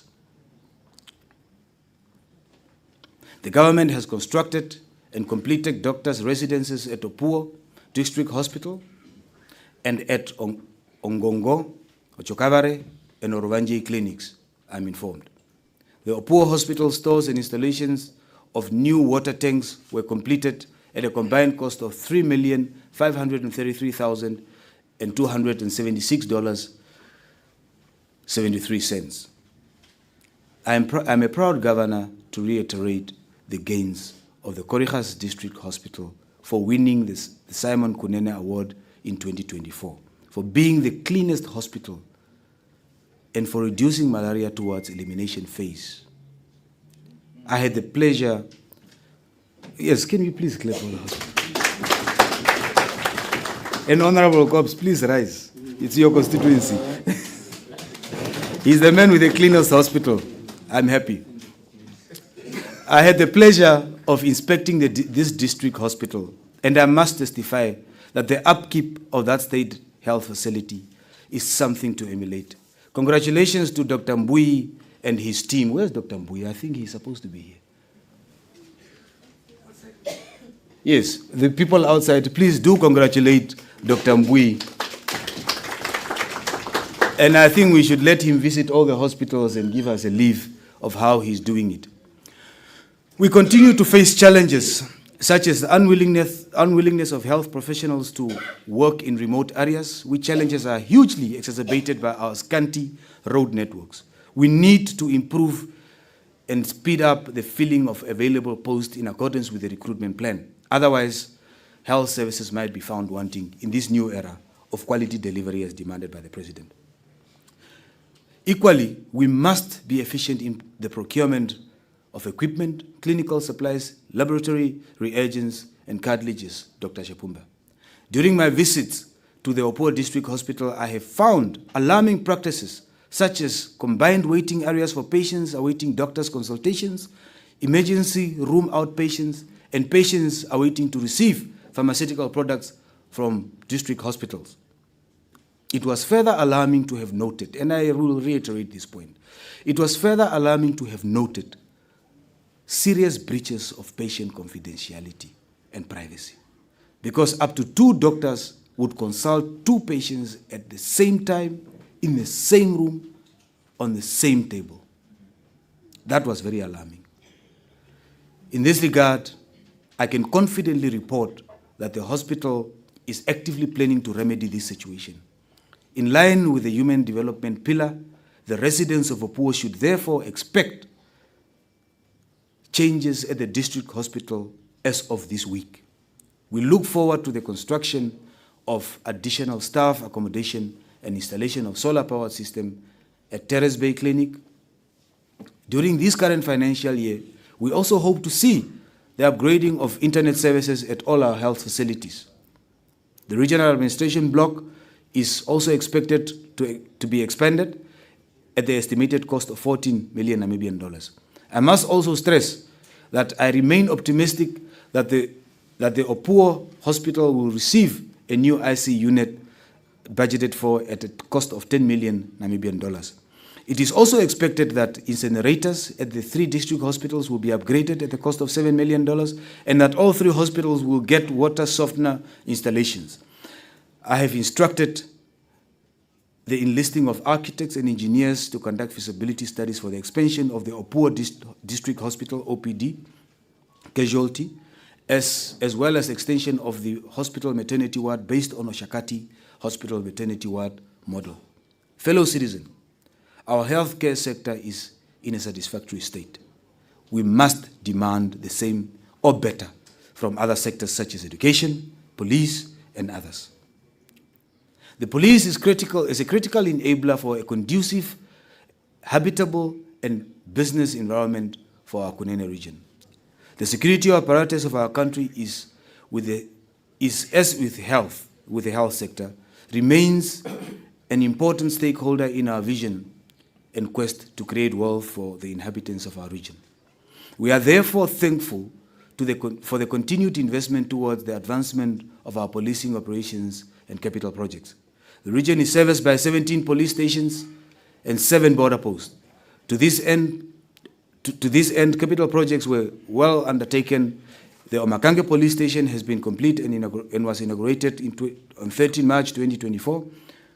The Palmwag police station was completed and inaugurated on 24 May 2024. The regional police headquarters in Opuo was completed and inaugurated by Her Excellency the President. The drilling of a borehole and supply of water to a Homba police station has been completed. A new vehicle clearance office was opened at Ocho police station to provide services in Ocho. The residents, the Ocho, Korihas, and Kamanyap residents now do not have to go to Ochiwarongo for that service. Commissioner, I must stress that I have received, since writing the speech, I've received other complaints. When you give people something, they want better. I hear now they also want the code of conduct to be issued in Ocho because they continue suffering going to Ochiwarongo. So if we can please have the code of conduct as a matter of emergency to be conducted in Ocho for Korihas, Kamanyap, and our people there. The overall crime trends have reduced over the past 5 years. Thank you, Commissioner. With the past year having seen a 2% decrease in crime rate. Can we please clap for Commissioner and his team? The crimes of concerns have been predominantly assault GBH, stock theft, and housebreaking. It is found that unemployment, alcohol, and drug abuse are part of the biggest contributing factors to crime. With the intended new frontiers of wealth creation and employment creation in our region, we must hope to have sharper declines in crime rates.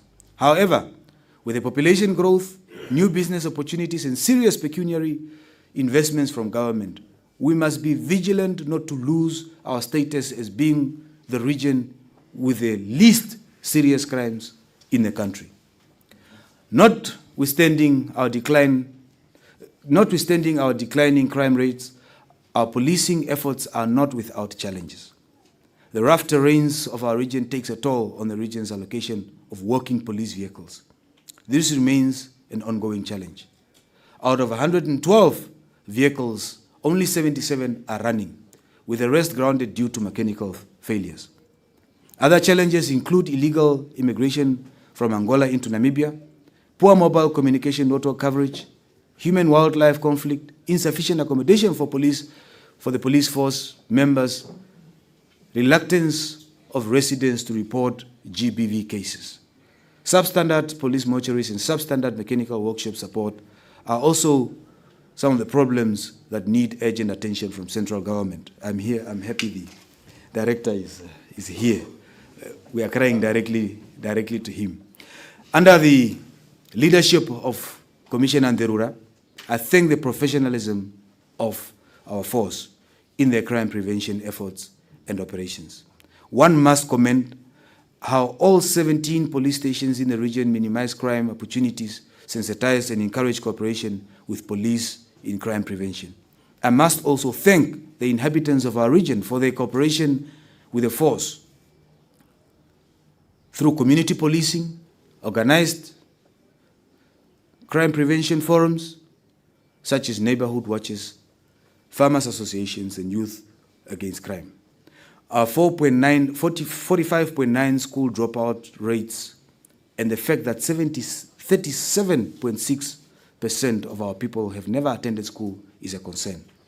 Human capital underpins all other progress, so Kunene must aggressively expand education and training opportunities, By investing in its people, Kunene will increase virtuous cycle, a skilled population that can attract and execute developmental projects. The renovation of schools at 3,162,000, specifically for the renovation of the Omureti Secondary School in Opuo, is planned at the cost, and also at the cost of 11 million Namibian dollars. Construction of additional classroom and other facilities at Okongo Combined School is also planned at the cost of 6,200,000 Namibian dollars. The Kunene region's education sector comprises of a total of 86 schools distributed across 3 main circuits: Ocho, Epupa, and Opuo. Ocho has 28 schools, Epupa has 30, and Opuo has 28. Additionally, the region has 27 Ondao units, all of which offer junior primary education. The total learner population in our region stands at 35,870, supported by 1,269 teachers across all circuits. In terms of the human development pillar, the involvement of our youth is critical. Their transformation and development remains a strategic priority for our national agenda under NDP 6. Government has made meaningful investments in our region's youth and young people as is. During the period under review through the Korihas Youth Center and the Opuo Multipurpose Youth Center, government has embarked on various activities with the aim of developing and empowering young people. There has been specific emphasis on inculcating entrepreneurial skills among our youth, specifically through information sharing, life skills education, wellness programs, and youth enterprise funding. During the period under review, 10 young people received training in mushroom cultivation, 21 youth completed tailoring training courses, 6 young people underwent charcoal production and production training and were absorbed by the National Youth Service Charcoal Production Company. The Wellness and Gym program at Korihas has an average of 20 registered members at any given time, I'm informed. The Life Skills program has reached 246 young people from Korihas, Sesfontein, and Epupa constituencies, where they receive sexual education training, economic strengthening, and grassroots soccer, amongst others. The government's youth credit scheme has trained 97 young people and funded 54 businesses of young people, I'm informed. I'm informed that the remaining 43 will be funded. Thus far, a total of 900,000 Namibian dollars was disbursed towards the Epupa Youth Investment CC and the Ocho Brick and Block project, CC project. The project in Ocho continues to grow from strength to strength. I've visited them personally. Thank you, Honorable Asino. While I'm led to believe that the enterprise in Epupa is static, we must do something about that. A 4-hectare plot was donated to the Ministry of Education, Innovation, Sports, Youth, Sports, Arts and Culture by the municipality of Ocho for the construction of a primary school within the informal settlement. Thank you, Honorable Mayor. I've seen that myself as well. 1 block has been completed, including an ablution block. It's a beautiful school, I've seen it. Similarly, 3 plots were donated by the Ocho Town Council for the construction of 3 kindergartens, which are being constructed by the communities themselves. The Korihas Vocational Training Center was opened in 2024. More emphasis will be put on trades that speaks to the realities of the town and the region, I'm informed. In Ocho, an amount of 900,000 was spent on the upgrading of sports facilities for the successful hosting of several sports events, such as the Namibian Newspaper Cup, and to this, credit to my predecessor, Honorable Shea, who has driven that program. The football trophy remains with us in Kunene region. Please clap for yourself. And our young men and women. Ms. Kapata, where is she? I don't know whether she's here. Please, yourselves and the teacher next to you, can you rise for us? When we are talking about youth development, the lady and the gentleman standing before us, they are pillars in developing our young people. Verihiwa, can you stand, please? Also, when we are talking about young people who have been developed as tailors, the person there is the mind behind that. Thank you. Much is still required in order to improve sports fields at the Tosha Port in Ocho. This field was proposed for development of a basic sports facility in the coming financial years. Despite government's best efforts, our youth continues to brace to face challenges, such as the digital gap, delayed access to financial support, and inadequate wellness facilities. Some graduates from the National Youth Service also remain unemployed, and I've consulted them. With challenges with regards to infrastructure and stakeholder engagements are also a constant reminder that more needs to be done. To this end, the Ministry of Education, Innovations, Youth, Sports, Arts and Culture seeks to develop 3 sports facilities: the Opua Multipurpose Youth Resource Center and Complex Category 2 at the cost of 23 million Namibian dollars.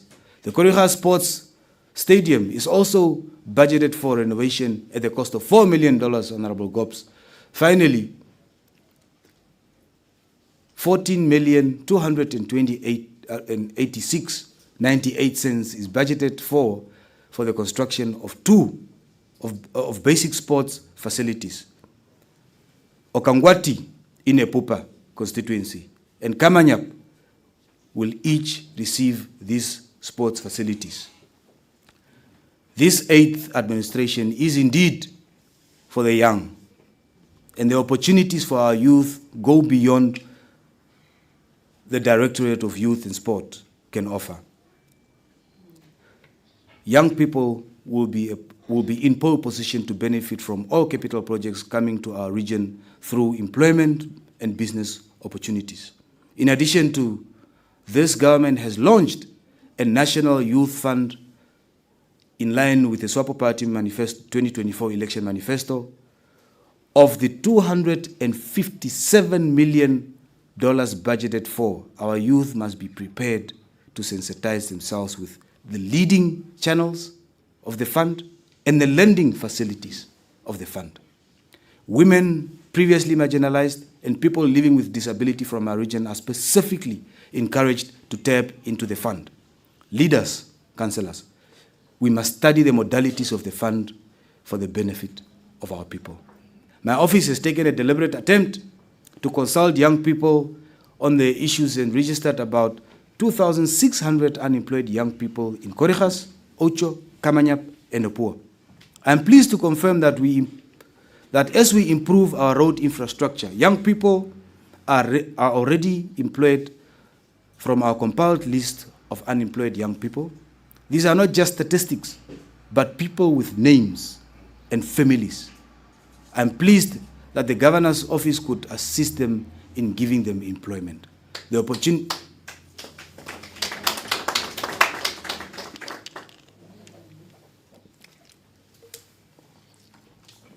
opportunities are continuous. I urge you, my fellow leaders, councillors, to join hands and fight for our young people's benefits. We have a long road to go in the economic emancipation of our young people. The long road towards wealth creation requires necessary road connectivity. Road infrastructure is thus not just important to us because they are a source of employment for our young people, but a well-developed road network connects people, places, and fast-tracks business and logistical activities.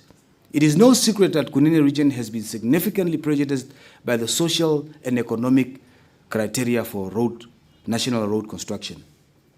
When we say Kunene region has opportunities, but impossibilities have been the order of the day, the underdeveloped road network and bad road infrastructure is chief amongst factors that has been holding us back. I think we all agree on that. Today, we are sitting with a mere 537 kilometers of bitumen paved roads in total. Of these 537 kilometers, Kunene North only enjoys, I'm informed, 56 kilometers. The MR 100 between Opua and Omakange. I don't know, the Roads Authority has their own way of determining that, but that's what I'm informed. The remainder of the 4,449 kilometers of the regional road network, of which 1,764 kilometers is located in Kunene North. There are a combination of gravel, airstrike, salt, and other proclaimed roads. The Kunene North non-bitumen road remains in a dire state, a state exacerbated by the good rains that the region has enjoyed. Our terrain, I'm still coming to Kunene South, Honorable Bobs, don't castigate me. Honorable Nico, we are still coming to Kunene South. Our terrain is specifically challenging to our road network and the maintenance thereof. This is worsened by the fact that our roads lack major drainage. Roads in areas prone to flooding such as Omuramba, Ochokavare, and many others are in need of graveling. However, such roads are still being graded. I also specifically note that the D3705, the 206-kilometer road stretching between Opuo, Etanga, and Okangwati, crosses large rivers and have proven to cause our communities serious hardships, especially during rainy seasons. The lack of drainage results in sections of our roads being washed away, necessitating the regraveling of many parts of our roads and the spending of these. This means that the Roads Authority continues to spend money on the same thing over and over again, Director General. The roads that are severely affected by the rains this year include the D3708. The Roads Authority estimate that the D3710, the MR124, the D3709, D3701, D3602, among many others in Kunene North, can be repaired at a total cost of 20,441,713 Namibian dollars and 98 cents. I don't know what the 98 cents are for, but I'm not the one who made the calculations. They make the calculations, but that's the figure. However, despite reported hardships and challenges, I'm happy to report that the long-awaited upgrading of the D3700 in Honorable Kuoko's constituency has commenced, with contractors of the first 75 kilometers from Opuo to Ochiwide being on site after the completion of the procurement process. I think we must clap for the Director General and Government. 10 young people have already attained temporary employment with the contractors in Opuo. The plan is to upgrade the D3700 up to Omatheratundu beyond Okangwati. I'm further happy to report the upgrading of the MR76 between Korihas and Kamanya, Honorable Nico, Honorable Gobs, that it has commenced, with a total number of 46 employment opportunities created thus far. However, conversation at governmental level are ongoing to ensure that while we are busy upgrading the mentioned roads, the need to build bridges on other needy roads is not neglected. The road that needs urgent bridges, Honorable Director, also includes the D370 Okaoko Tavi through Orupembe to Sesfontein. Very critical. The Governor's Office has facilitated consultations on the ranking of priority road infrastructure development during this month. The roads prioritized for development in the next 5 years shall be furnished to Council once the consultants avail the said report to the Governor's Office. In respect of Kunene South roads, the Roads Authority's Maintenance Office reports that to the Governor's Office that it has 8 blading units, one concrete and 1 steel contractor, 1 roadside contractor, and 2 grass mowing contractors, 1 BMU and 1 litter control contractor. In addition, it is reported that the office is busy regraveling the MR126 road. The following roads are also prioritized for graveling. This is now where Honorable Gobs and his colleagues, Honorable Asino, where you are interested in. The D2612, the D2743, the D3236, the D2666, the D2625, the D2671, the D2780, and the DR2302. The Ministry of Works and Transport also has other capital projects being conducted in our region.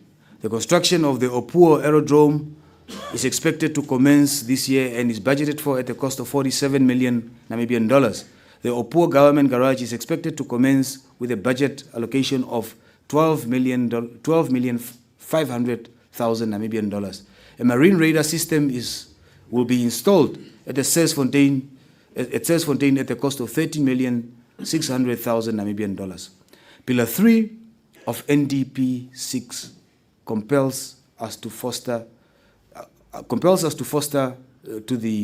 have regard to environmental sustainability in our quest for wealth creation. We can therefore not discuss our developmental agenda without integrating that agenda with environmental sustainability. The Directorate of Forestry advocates for this environmental sustainability across constituencies and sectors. The efforts through various forestry projects have been implemented to ensure sustainable use and conservation of forest resources via the 4 forestry offices and the 1 substation in the region. Key forestry programs undertaken during this period include the development of and implementation of forestry policy and legislation.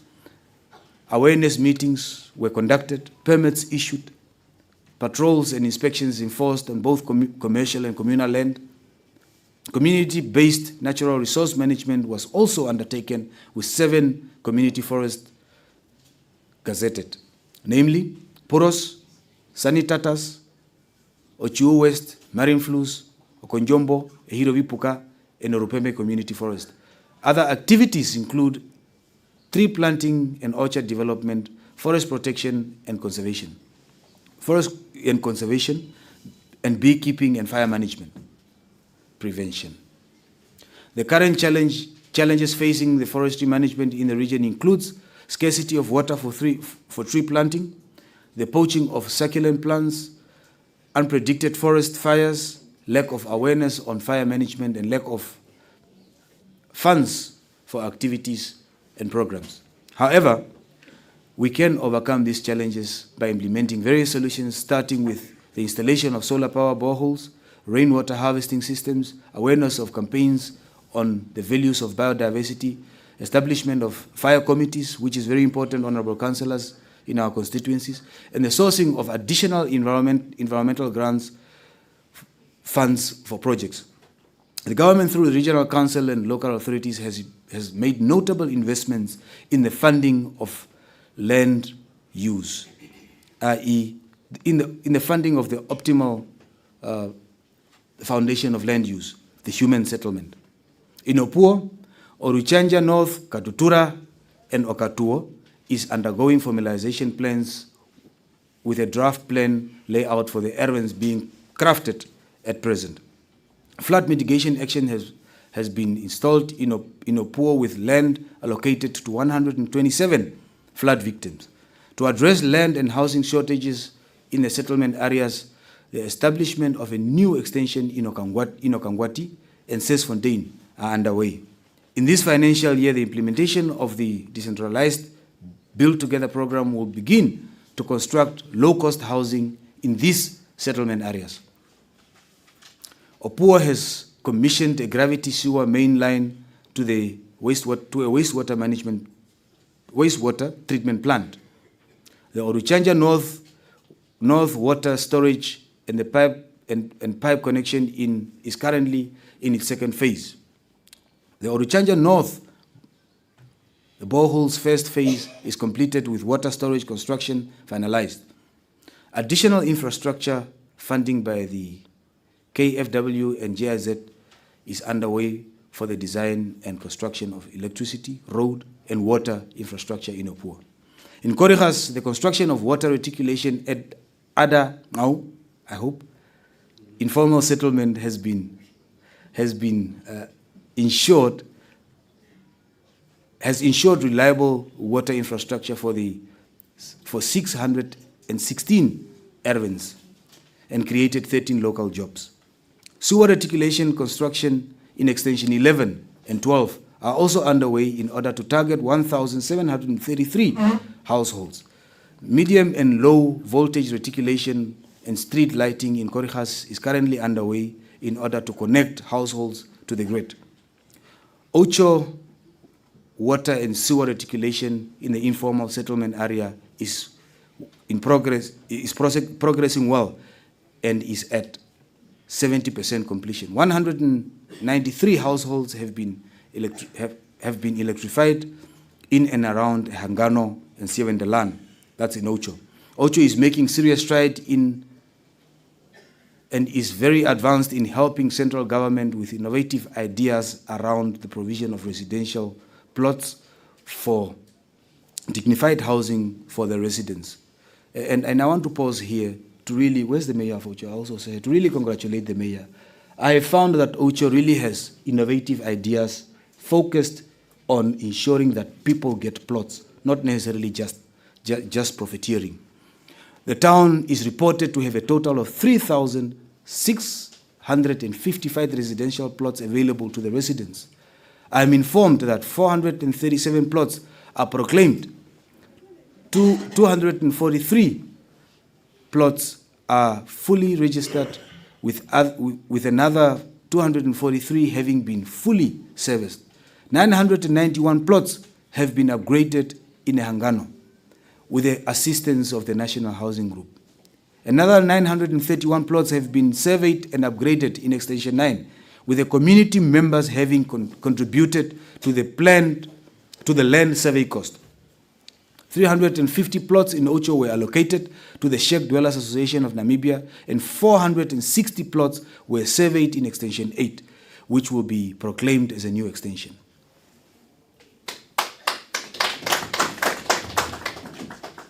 The Kamanyap Village Council has made notable progress in improving essential infrastructure through various projects funded by the Ministry of Urban and Rural Development. Among the key achievements is the construction of a sewer pump station and the upgrading of the oxidation ponds, currently at 57% complete, with both facilities secured and fenced off. In addition, significant strides have been made in the sewer reticulation project in Extension 4 and 5 of Newland. Phase 1 is nearly complete, with only minor side rehabilitation remaining, while Phase 2 is underway and at 50% complete. The Village Council also implemented a bulk electrification project in the ORAP informal settlement, achieving 98% completion with 62 houses connected. Plans for Phase 2 are in motion to cover the remaining areas. Moreover, the Council successfully completed the bulk sewer reticulation in Extension 2, Rotsvesten, although side rehabilitation is still required to improve the road access. Similarly, bulk sewer reticulation in Aurab informal settlement has been completed, pending final side rehabilitation. These developments reflect the Council's commitment to enhancing public infrastructure and service delivery in the community. During the period under review, the Kunene Regional Council has also constructed 90 toilets across the region, with 70 due for construction this current financial year, I'm informed. Other regional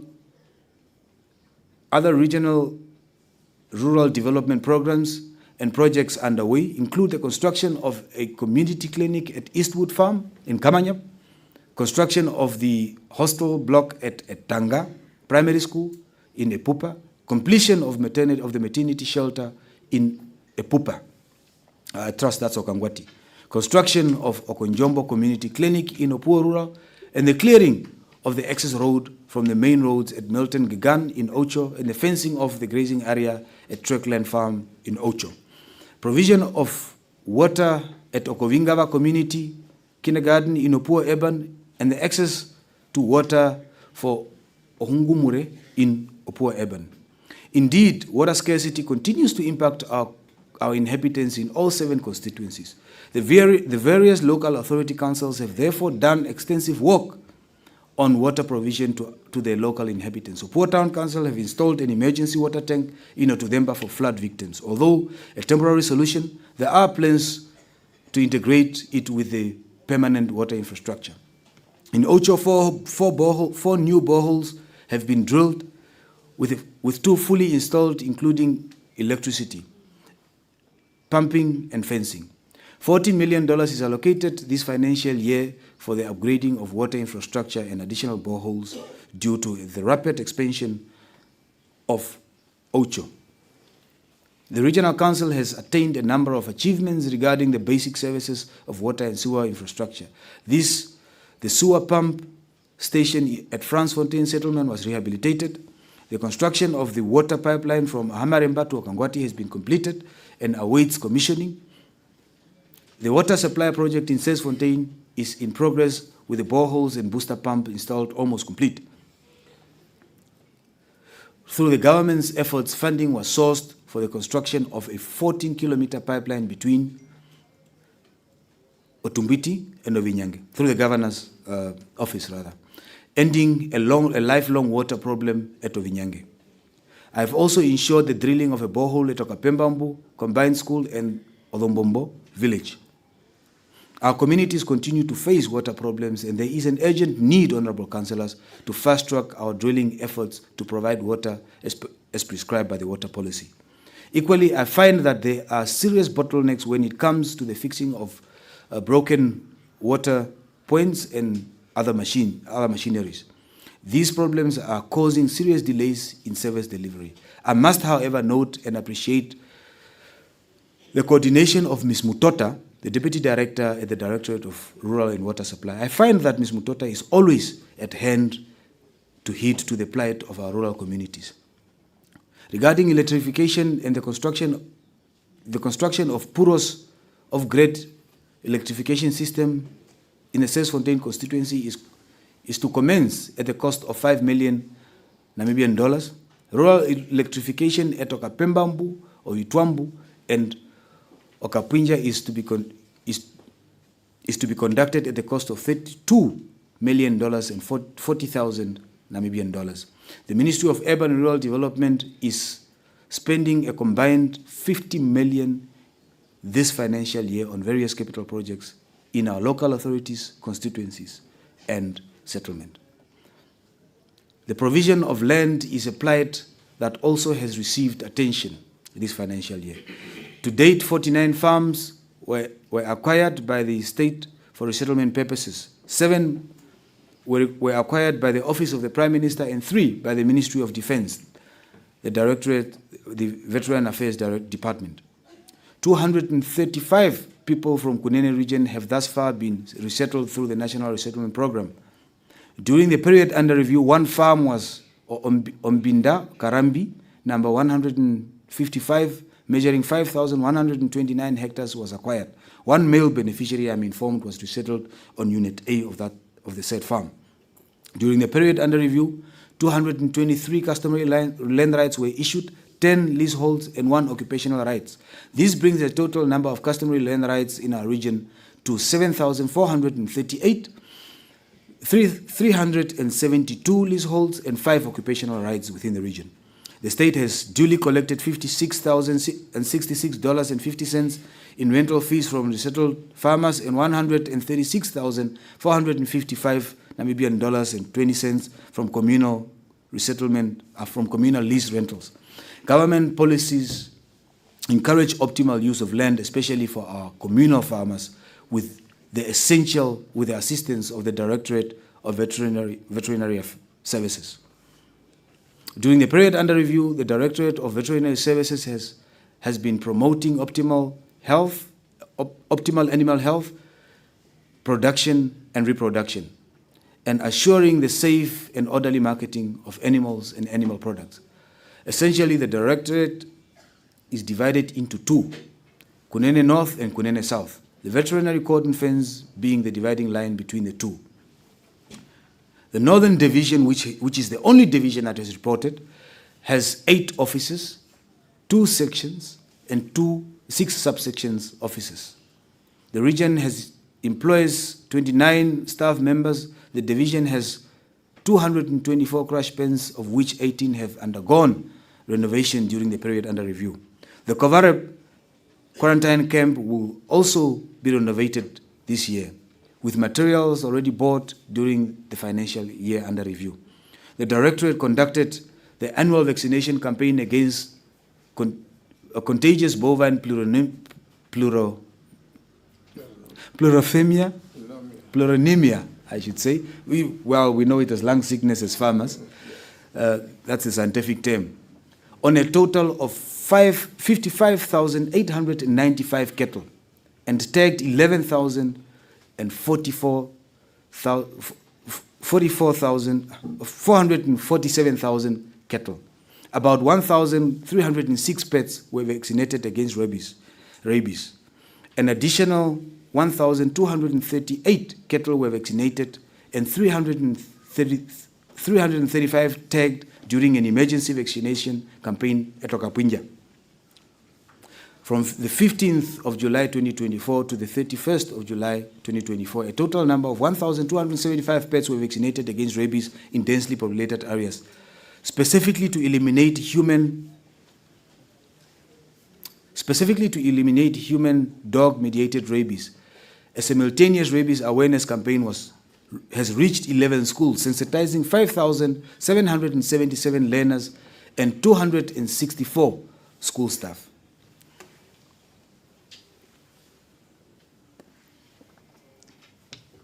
In January 2025, 259 cases of lumpy skin disease were detected and reported. Government has availed 24,000 doses of lumpy vaccines. 17,842 cattle were thus vaccinated under the emergency vaccination program. Our farmers also vaccinated 18,045 cattle on their own, bringing the total number of vaccinated cattle against lumpy skin disease to 35,887. Honorable Councillors, I pause here to express my shock at the cattle numbers that I'm informed of.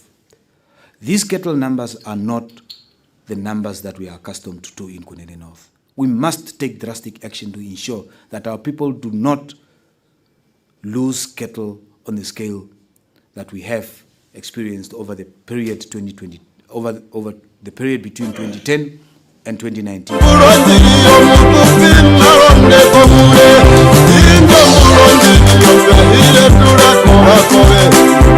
Of Kunene has been and continues to be a challenge for our farmers. Firstly, with auction pens such as Ovinyange, Ochokavare, and the 30, all we need is the political will to help our people gain an organized and more structured way of marketing their livestock. To this end, my office is open to coordinating and harmonizing efforts that will lead to synergy on the most suitable manner of marketing our livestock.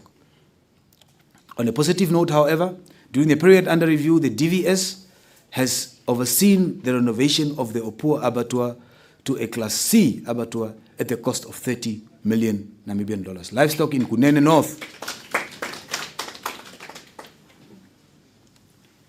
Yes, indeed, livestock in Kunene North can now finally be slaughtered in Opua and create additional business opportunities for our people. In line with the vision to create wealth, I look forward to supporting business proposals from our young people as they intend to take advantage of the spin-offs of this government investments. Tanneries, horn polishing, and meat processing and catering businesses can complement the abattoir. We can really create wealth if we think out of the box. Honorable Councillors, fellow citizens, the Office of the Prime Minister Disaster Risk Management has been doing well, especially during the persistent drought and occasional flooding in our region. For the purposes of disaster risk management, the Regional Council reports that it has registered a total of 37,002 households. Please note this number, 37,002 households. The Prime Minister's Office reports that only 31,715 households have redeemed the the food items. The Regional Council, however, reports to my office that 35,002 households were supported during the period under review. Honorable Councillors, these figures point to food items that were meant for 3,287 households not having been accounted for. If these figures are accurate, I direct that the Regional Council conduct an internal audit for accountability purposes. I must point out to a further discrepancy between these figures that the 2023 national census, which indicates that the entire region has 28,890 households.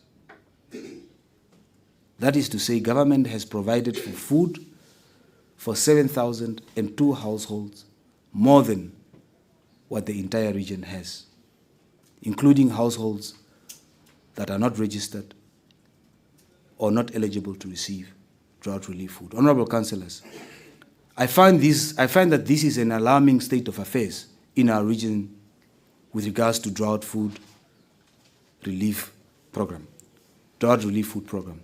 Hunger is indeed an emergency. People are vulnerable.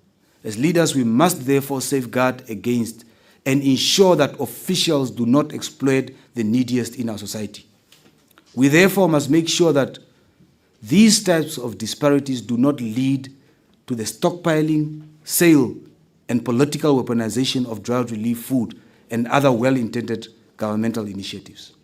Honorable Councillors, I refuse to allow this region to be characterized by drought and floods. And I reiterate, I refuse for Kunene region to be characterized by drought and floods.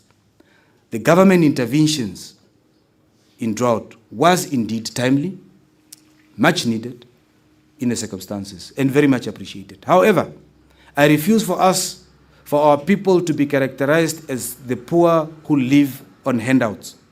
When times are good and the rain patterns are favorable, this region is not going to throw a pity party for sympathy and dependence.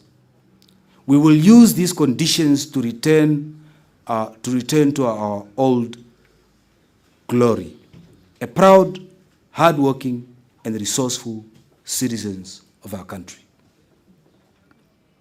Hence the theme of this year's address, Kunene region shifting from promise to wealth and progress. Honorable Councillors, fellow citizens, allow me therefore to turn the last part of this report to my vision for this region. I reiterate, wealth creation is my developmental agenda for Kunene. Under the leadership of Her Excellency Netumbo Nandi-Ndaitwah, Namibia is not just in safe hands, but also in capable hands to deliver on that vision and the agenda of NDP 6. Kunene region therefore fully aligns itself with the theme fostering economic growth, inclusiveness, and resilience for quality, sustainable development. Our operations must and shall be coordinated to stand on the 4 pillars of NDP 6, as mentioned earlier, in order for our region to realize its full potential.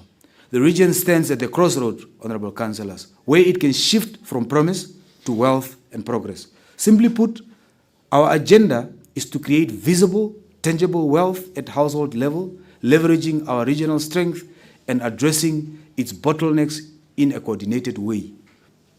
Our region has a plethora of competitive advantages and economic opportunities that can catapult our people into real wealth. The foregoing 2025-2026 budgetary allocations demonstrate that Kunene region's agenda is firmly embedded within NDP 6. I am tempted to say that we are a priority region for government. I hope so, Honorable Director General. I think I'm right in saying that if the director is sitting here, it means that Kunene region is prioritized. Honorable Councillors, I think all of you must take his number and call him all the way to Windhoek as we are priority. The location of Kunene region, King Shumba, is a comparative advantage. We sit in a unique position from where we can be a catalyst for development even for other regions, especially our 7 northern neighbors. It is therefore my submission that national development will only be truly achieved when regions like Kunene region prospers.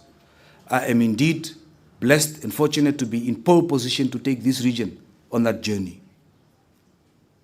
We must therefore look to take the future knowing that our current poverty indexes will not hold our region back from harnessing the opportunities and making it possible for the region to leapfrog into a future of real wealth and empowered individuals. We do have the making of becoming the wealthiest region per capita, and together we will. From my consultations with many Namibians continue to have an interest in seeing another harbor on the Namibian west coast in Kunene region. My office will continue to actively promote the agenda and engage potential investors where I can in the project, and accordingly report to the President on the investment prospects in that regard. However, as earlier said, numbers don't lie. We must understand where we are before we take the first step towards wealth creation. We must know why one of the theoretically wealthiest regions is amongst the lowest income per capita and has its residents survive on mere salary, social grants, and migrant remittances. I find my answer in the following. We have about 28,000 Namibian households. We have about 8,000 households in the region. Our rural-urban divide stands at 43% to 38%. We are sparsely populated at 1.1 persons per square kilometer. The Kunene region is characterized by arid conditions and primarily livestock-based economy. It is also known that the region is prone to drought, which significantly impacts our livestock populations and rangeland productivity. Our cattle herd numbers therefore fluctuate, and farming has become an increasingly very unpredictable source of income, especially for subsistence farmers. Hence the shocking numbers highlighted earlier.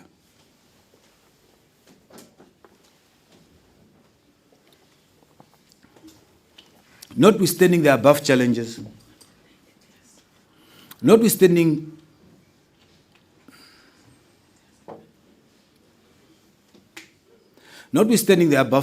Kunene region is increasingly becoming an investment destination. It is recorded that from the last business establishment census that the region has seen between 2018 and 2023 a 39.2% growth in business establishments. There is evidently a new drive for investment in Kunene region. We must therefore expect this trajectory in business to continue growing. However, while we boast of a 39.2% increase in business establishments, one cannot with confidence argue that the increase reflects that our people are encouraged and have taken on the culture of conducting commercial activities. Research shows that our rural communities, who are 63% of us, remain on the fringes of commercial activity. The main cause of this exclusion is our known low literacy rate, as I've highlighted before. We should thus promote economic participation and diversification by our people in established and emerging sectors. As it shall be demonstrated hereinafter, the Governor's Office shall take immediate and radical steps to ensure that the inhabitants of this region take their rightful place in these economic sectors. Our passiveness in involving ourselves in true commercial activities is demonstrated by the 2023 census. Kunene region only accounted for 1,407 businesses, 2.3 of the country. I just want to explain this. Kunene region, if you look at the whole country, the business establishments, we have only 2.3% of all the businesses in the region. As governor, I've called for submissions of businesses in the region. Honorable Gobs, I must say I was disappointed. From Koregas, I only had 25 businesses. Opua, something like 5. Our people simply do not register businesses. And that must change.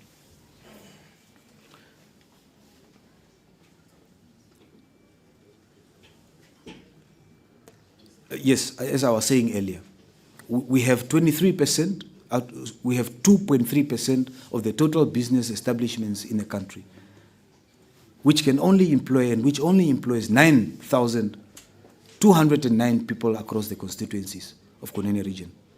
Although business profiles appear to be a good mix of micro, small and medium enterprise and large enterprises, the picture is still very gloomy.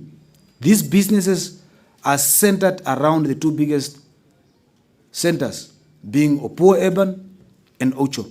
In fact, Opua Rural recorded the least number of business establishments at 5%. Honorable Western Muharukua, the governor's office and the councillor's office need to change that. That is atrocious. We must, as leaders, usher our people to a better future. A comparison of this concentration of business and our rural-urban divide tells you that the vast majority of our region do not have businesses and are not trading in the mainstream economy. In fact, it explains our low income per capita and why our people's income streams are so lean and limited. Our population is not static. It is steadily growing at 2.7% per annum. We increasingly have more mouths to feed from an unfavorable and worsening climatic conditions. We must therefore be mindful that our way of life, commercial and farming activities must adapt to our growing population and our climatic conditions. Our human capital remains the most valuable asset that has to take us on a path to true wealth creation. We must enhance this resource. This calls for us to usher our 63% rural communities into the mainstream economy to bridge the gap between Kunene's current situation and the aspirations of its people to be wealthy. This calls for a bold, integrated approach with daring initiatives. I deem it appropriate that we must formalize our rural economies from subsistence farming to commercial entities. To this end, the governor's office will lead an aggressive campaign in transforming our communities by commercializing our people's efforts through helping our people to create and register a targeted 5,000 commercial entities with BIPA. To this end, I am saying that it is us as leaders, councillors, we must aim, and my aim is that in this financial year, we need to help 5,000 households to have registered businesses. While these efforts do not cost much money for those that we are helping, it will act as a catalyst to bring 5,000 of the 28,000 households into the mainstream economic activities, procurement systems, and tenders within our region. To this end, the governor's office calls upon all who are conducting some form of business within our region to get in touch with the respective councillors' offices and express interest in this initiative. We have 9 traditional authorities in our region, gazetted in terms of the Traditional Authorities Act 5 of 2000. I have it on good authority that only one traditional authority has a registered company and thus can exploit commercial activities within our region for that traditional community.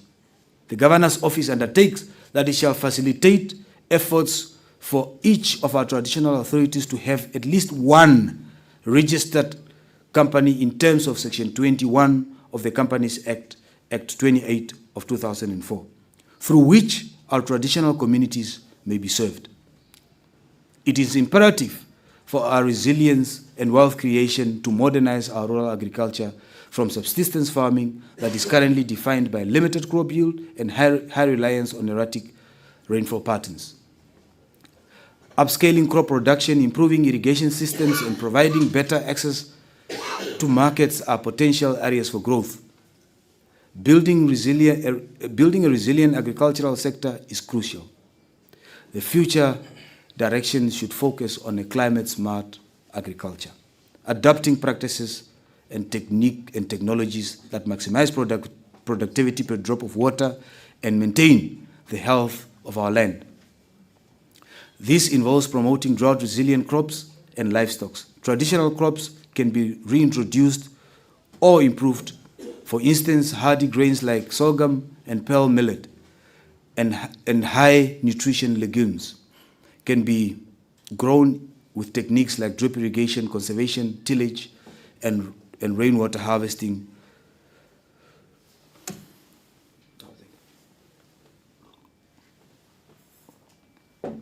Rainwater harvesting to cope with low rainfalls. To this end, I must thank the President, Her Excellency, the President Netumbo Nandi-Ndaitwah, for championing our drought resilience environmental sustainability efforts. I'm therefore pleased to announce that the plans are well underway for the construction of the Kunene Climate Resilience and Agricultural Dam. The dam and other components of it shall be known as the Netumbo Nandi-Ndaitwah Center for Climate Resilience. I have named it without consultation, and so it shall be. That's if you just allow me to do that one thing. 2 stakeholder meetings have been convened, and our people have approved the initiative suggesting 9 possible construction sites. A high-level technical team of engineers and consultants have been on the ground to inspect the recommended sites. I'm informed that these construction works are going to directly absorb around 1,500 unemployed youth from our region. Fellow citizens, the days of slowing down development are gone. We are going to create wealth. The dam will not only boost agricultural productivity in the region, it has far-reaching positive impact on across economic sectors, such as our promising mining prospects. Honorable Councillors, I shall keep the Regional Council up to date or updated on these developments. Maintaining food security whilst generating remarkable surpluses is a key activity. Crucially, these efforts should be built on indigenous knowledge of the land, blending with modern innovations, thereby empowering our local farmers and pioneers of sustainable climate-smart agriculture. In line with the environmental sustainability and economic growth and transformation pillar, resilience and land use, our office has concluded a concept note which shall be the basis of consultations with all our local authority councils and willing commercial farmers as an initiative to encourage the formation of triple Ps, private-public partnership between these stakeholders. That is to say, town councils and our commercial and resettled farmers. In terms of the concept note, as I'm being informed by the office, Ocho has been recommended as the hub for food processing. Honorable Mayor, we want Ocho to become the food basket and the processing seat of our region and potentially the country. We must just work together towards that. Honorable Councillors, this initiative will optimize the use of our land, diversify income streams for our local authorities, absorb more than 600 unemployed youth, and increase the profitability of our commercial farming lands. That is, if local authorities and farmers work together, we can do better for our young people and our region. However, as governor, I cannot bring this initiative to fruition on my own. Therefore, I implore on the local authorities to have thorough input and to cooperate during the imminent consultations. It is for our region. It is for our region. The government has initiatives to encourage the diversification of farming into other areas. To this end, a poultry value chain development scheme is in place with a budget allocation of 360,000 Namibian dollar for this region. A cereal value chain development scheme is budgeted for at 504,000 Namibian dollars again for this region. A horticulture value chain development scheme is budgeted for at 360,000 Namibian dollars. Ocho, Honorable Mayor, can tap into these initiatives to optimize food production, while other constituencies focus on other sectors such as mining. Mining remains the mainstay of the Namibian economy, being the largest contributor to the GDP.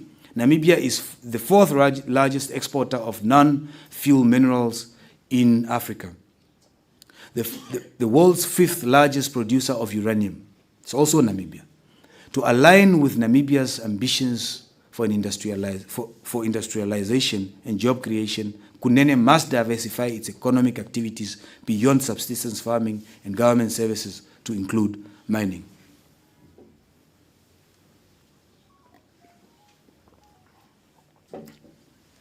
We are 4% of the total population of Namibia, sitting on 14% of the landmass of Namibia. We are not just sitting on soil and water for agriculture, but we are also sitting on a wealth of mineral deposits such as copper, tin, iron ore, and a host of precious stones. Our region is proving to be the next phase of mining in the country. While it is not the dominant sector in the region, mining has the potential for growth and diversification, with a focus on value addition and industrial policy initiatives. Central government is spending over $11 million on the National Airborne Geological Survey in Kunene region, and over $15 million on the regional geographic mapping for mining purposes. There are plans to construct an informal traders platform in the region. We encourage companies who are accorded prospecting licenses not to sit idle. They must do the necessary exploration and take the necessary actions for actual mining to commence and start. We must encourage and foster partnerships that will help Namibia and Kunene region to extract and add value to our mineral resources, creating jobs and business opportunities for our communities. To this end, I'm pleased to announce that the Governor's Office has facilitated a trip by the Ondore Traditional Authority to China. I think the traditional authorities, yes. Mr. Mutaliana Kavari, chairperson of the Ondore Traditional Authority, thank you. As he stands there, he's coming from China, where he went to look at the respective things we want to do in Kunene region. That is what we are doing. Negotiations are well underway. We are on the brink of securing a $50 million investments for factories that will add value to our mineral extractions.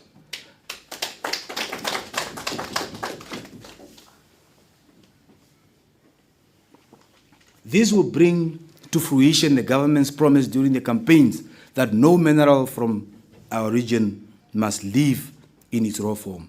I'm informed that these factories are likely to employ up to 1,600 of our unemployed young people. Our small-scale miners who take a pickaxe will of course form part of those who will benefit from the registration of 5,000 companies. It is also true that there has been simmering tensions and unpleasantries between our small-scale miners, EPL holders or applicants, and established mining companies. These needless tensions need dialogue and proper facilitation. As I pause here, it is right that our small miners know where the mineral deposits are. It is right that the EPL holders want to know where the minerals are.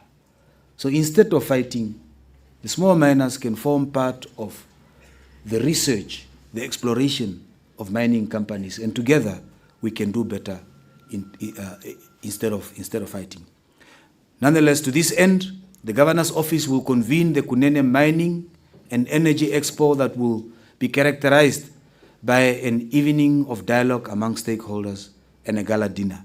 Honorable Wucherevi, this is likely to happen in your constituency. Setting up a small-scale mining and lapidary center in Kunene could allow local processing of gemstones and ores, feeding the manufacturing pillar of the national growth strategy. I'm of the opinion that Korigas can be the seat of precious stone policing, Honorable Gobs. To this end, the Ministry of Mines and Energy has plans to put into operation the polishing factory that already exists in Korigas, and I'm informed that this shall happen within the next 3 to 4 months. I must also report that the government is aware of disputes between mining companies and our various conservations. Indeed, wherever there's development and interest, there are conflicting interests. Our conservation efforts and our mining efforts will clash because they are using the same resource, land. And specifically here, Honorable Gobs, there has been simmering tension between the license holders of what I'm informed is Kwantagap mine and various conservancies in the Korigas constituency, in Korigas vicinity. Okay.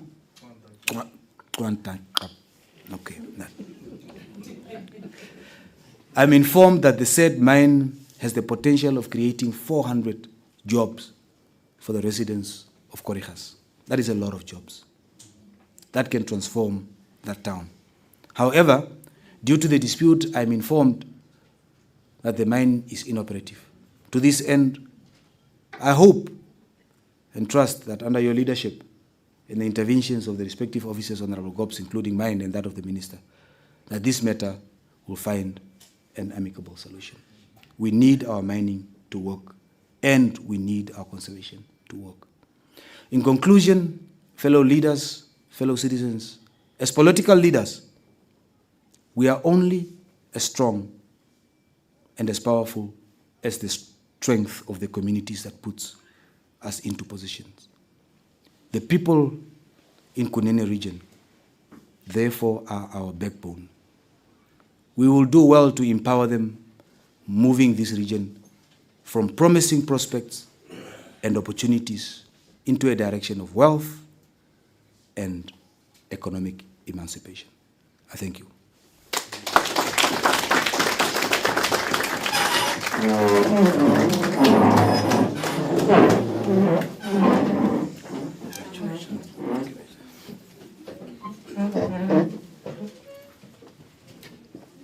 We may take our seat.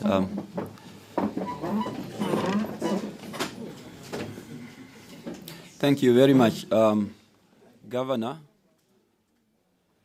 Well, there you have it, Namibia. That was the State of the Region address coming to you live from the Kunene Regional Council. That was Governor Muharukua giving us the detail, a very passionate address there, and looking at the issues that have been working, but also the issues that have not been working well in the region.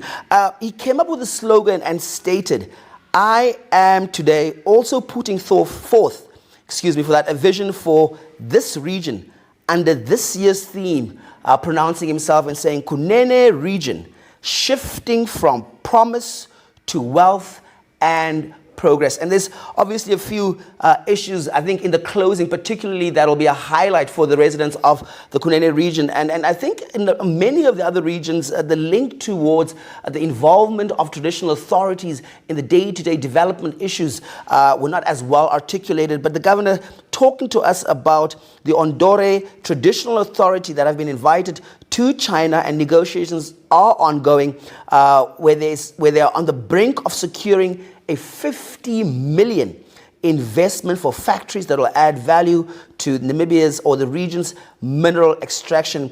And for those of you at the current exchange rate, that is close to about $1 billion Namibian that the governor is then obviously facilitating in there. For young people, a lot, obviously, that is trickling down at a regional council level has been set by the agenda of the president, who's largely spoken about sports facilities that will be developed throughout the country. towns here, both in Korigas, have been identified, the multi-purpose centers for young people to go there. Governor spoke about the $253 million youth fund that is going to be launched as well. And so the issue of addressing the plight of young people was heavily addressed. I think the opening part of the speech really drew my attention in terms of the environment in which development has to take place. The governor not being shy to address the issue of the political polarization that has been taking place in the region, and acknowledging that his office has a key role to play to bring everybody together. And I think the sentiment, even from the pre-discussions this morning, was that leadership, particularly political leadership, has to understand that the primary commitment is to the Republic of Namibia, the people of Namibia in essence when it comes to development, and then the method and the vehicle they use to ensuring the people's interest is the political parties' manifestos and the agenda. So I think a clear discussion there from the governor's office, and I think since we had a very long discussion, prelude discussion with both the Director General of the NPC as well as the local authority councillor here, a lot of people do understand the regional dynamics. Again, I mean, things that came up speak particularly about road infrastructure being a challenge, and the hope for the Kunene Dam being built as well. Namibia, the opportunities lie here in terms of the National Development Plan and what's happening in terms of how the region is going to cascade that. If we have to look at the vision for the Kunene, the governor was talking about Kunene region therefore fully aligns with the theme fostering economic growth, inclusiveness and resilience for quality sustainable development. The operations must and shall be coordinated to stand on the 4 pillars of NDP 6, as mentioned earlier. We also spoke extensively for the need of alignment with the Director General, who told us that, who informed the nation on this special broadcast that the National Development Plan 6, since its launch, has to be internalized and decentralized by regional councils as well as local authorities. Governor, speaking to us, I think particularly about the opportunities that exist and the investment that has been made so far, particularly focusing also on the shared responsibility that needs to be taken on by private sector in the region. And I think what stood out from this speech is the need to coordinate and the responsibility for development lying not just on central government, not just on regional councils and local authorities, but that of traditional authorities as well, as they are the administrators of communal land, and a lot of developments, whether it's agriculture, particularly with livestock or crop farming, can take place on those. So he particularly spoke to the issue of building a resilient agricultural sector, which is crucial. The future direction should focus on climate-smart agriculture, adopting practices and technologies that maximize productivity per drop of water and maintain the health of the land. In our prior discussions, there was a clear understanding that there's a challenge when it comes to water in this region. So, Governor addressing that rightfully in terms of what the people have identified as a gap, and then finding an appropriate response to those gaps as well. Governor spoke particularly to the possibility of public-private partnerships. Again, I think the development agenda is changing and saying that each citizen, each institution, whether it's public, private, or civil society, has a role to play. And I think one of the business ideas that he spoke about that really stuck out to me was the poultry value chain. Developed a scheme which is in place with a budget allocation of $360,000 for the region. Also speaking to crops and a cereal value chain, and that's also budgeted for at a $504,000 Namibian, a horticulture value chain development scheme at $360,000. So Namibia, many a times we ask what opportunities are there for us. There's various sectors that have been prioritized, the enabling environment that is required for us to drive the development agenda has become the responsibility of the governor here, stating that he will ensure that there's coordination between the various actors. Namibia, I'm going to finish off with his slogan again, that he said, the Kunene region is shifting from promise to wealth and progress. That's all the time that we had from our special broadcast. The Wednesday morning, we will be in the Omasati region, broadcasting you live from Otapi. I'm telling you that maybe the entire NBC team is traveling the country and broadcasting on all of our platforms to make sure the nation is informed and particularly harnesses its understanding of the significance of regional council and local authorities, but particularly of the role of the governors as an extension of the office of the president in the region. That's all the time for myself, Patrick Sam. Until Wednesday morning, it's a goodbye.